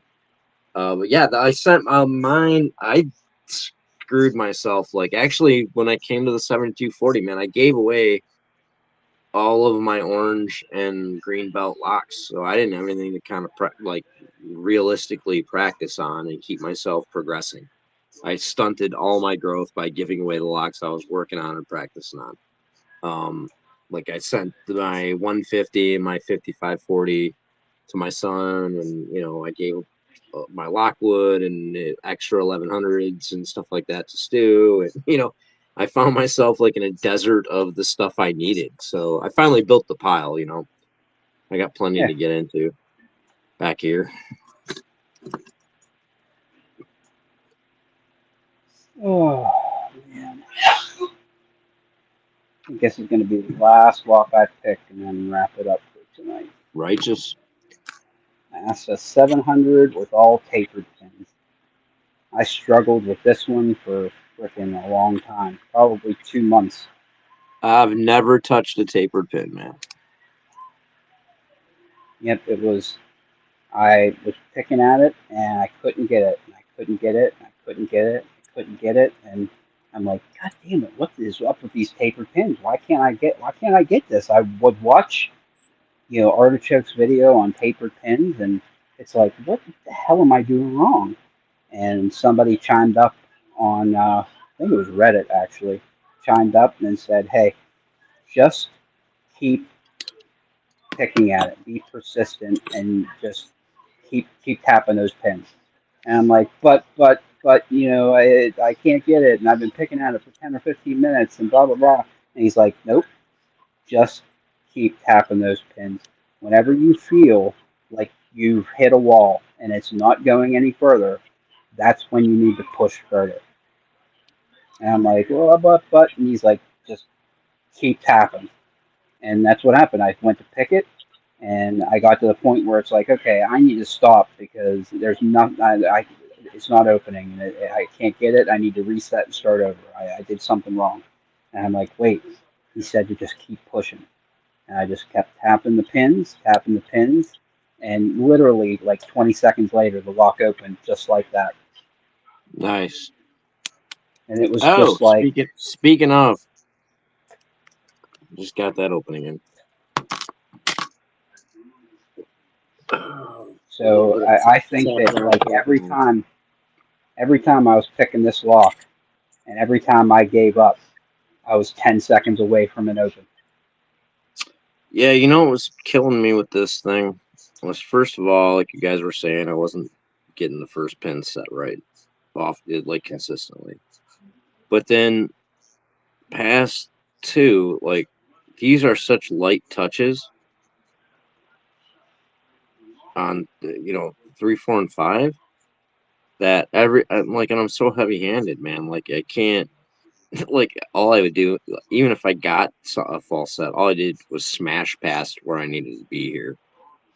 So it's really just get in there and light touch, set a deep spool. Which makes me mad, dude, for how frustrated. I spent 2 weeks just doing nothing in this lock. And then it's just, That's it. Sometimes it's you're not going hard enough, and sometimes it's like that one where you got those. Well, I bounced Ray out, of course, because I like to jump in and take over things. So this is now the rock out with your lockout and a rock with your lock and a sock. Well, yeah, we're gonna change the name. Rock with your lock and a sock. And we're going to start giving away some Raise stuff. I don't know. Let's do a Raise stuff giveaway. Does that sound cool? Anybody up for that? I don't know what to say when the host bounces out. It's like my show. You guys want to see me frustrate pick? 5 pins. I think I probably shouldn't be using the katana to get to pin 5, but I love this pick, man. It's just started teaching me. It allowed me to start learning this lock.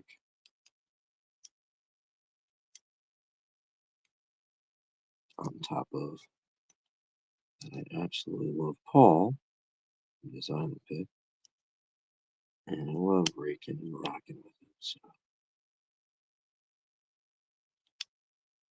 I got carried away, just start popping things.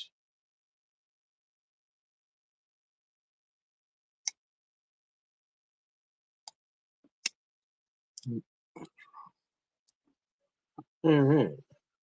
Well, did the show end?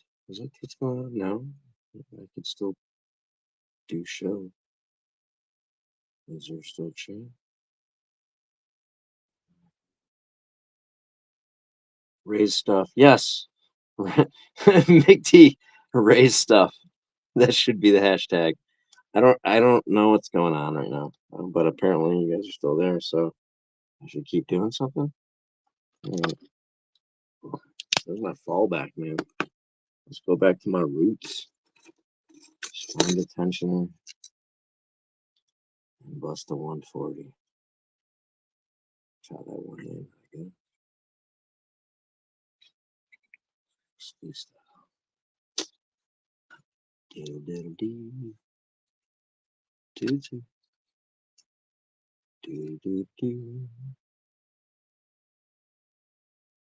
Do. Why am I? Okay.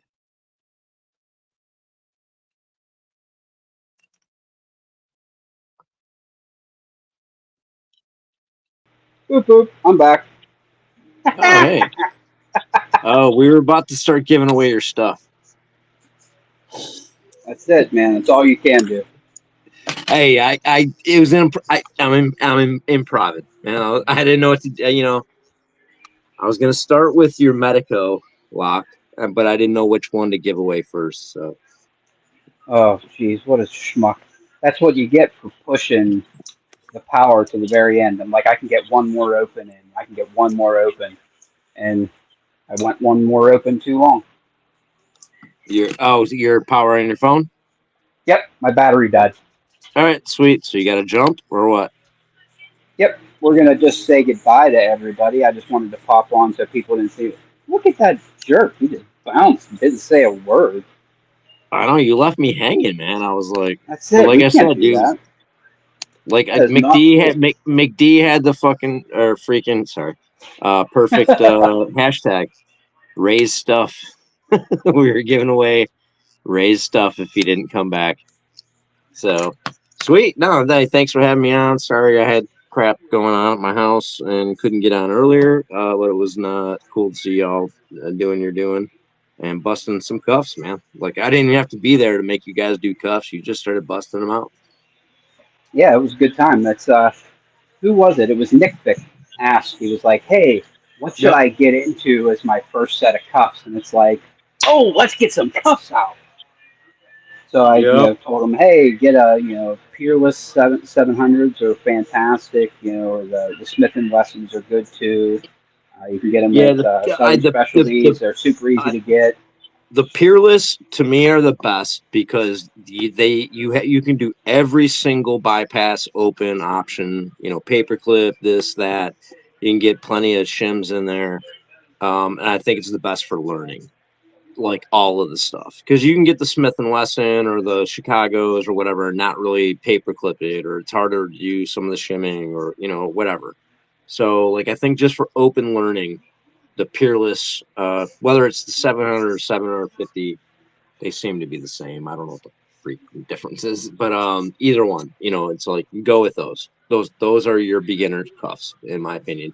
Now I don't have ASPs, and I know those are pretty easy. I've been told those are the master lock of handcuffs, so that would be your other option. But the Peerless are cheaper. Yeah, see, I want a pair of ASPs too because I want to get the yellow, the blue, and the green. That way you have like all three of them with the drop-in locking system. That's slick, man. That's cool. No, that is tight, dude. That the That's cool. interchangeable system is freaking crazy cool. Yeah, like I Yeah, love that. it's like basically kick cylinders for freaking handcuffs. It's awesome. Yeah.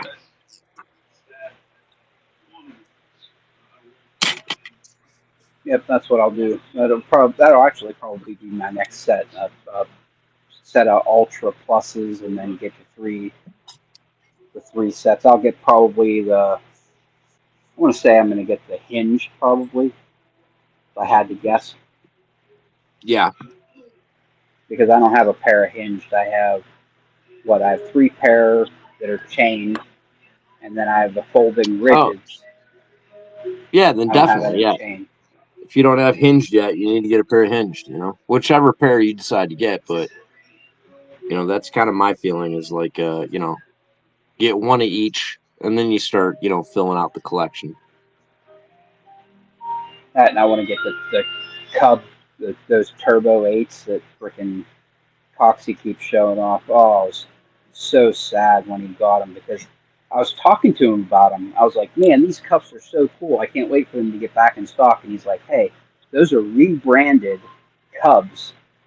And I said, oh, cool. So I contacted Cub about getting a pair. And in the meantime, he bought a pair and was like, oh, you're killing me. Like, oh, man, rubbing it in.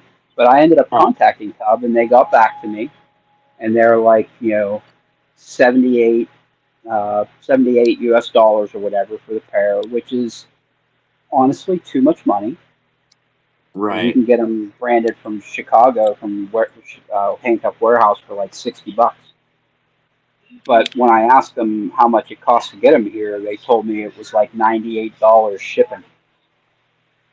It was like, oh my god, $98, oh my god. They're like, Jesus, I could almost fly there and get them for less. Not really, Yeah, but that's you know how you have that feeling like, my God, I could freaking take a boat across the ocean and get them faster and cheaper than that. ooh, got another open. It's like three, I think, 3 or 4.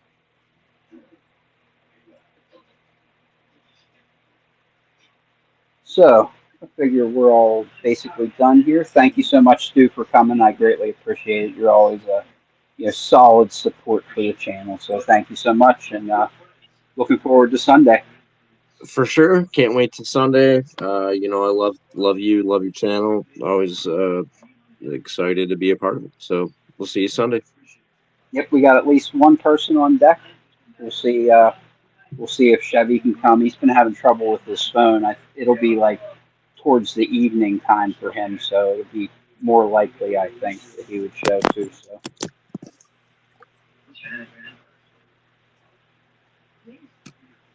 All right, so let's go through the chat and say some thank yous to some people in the chat.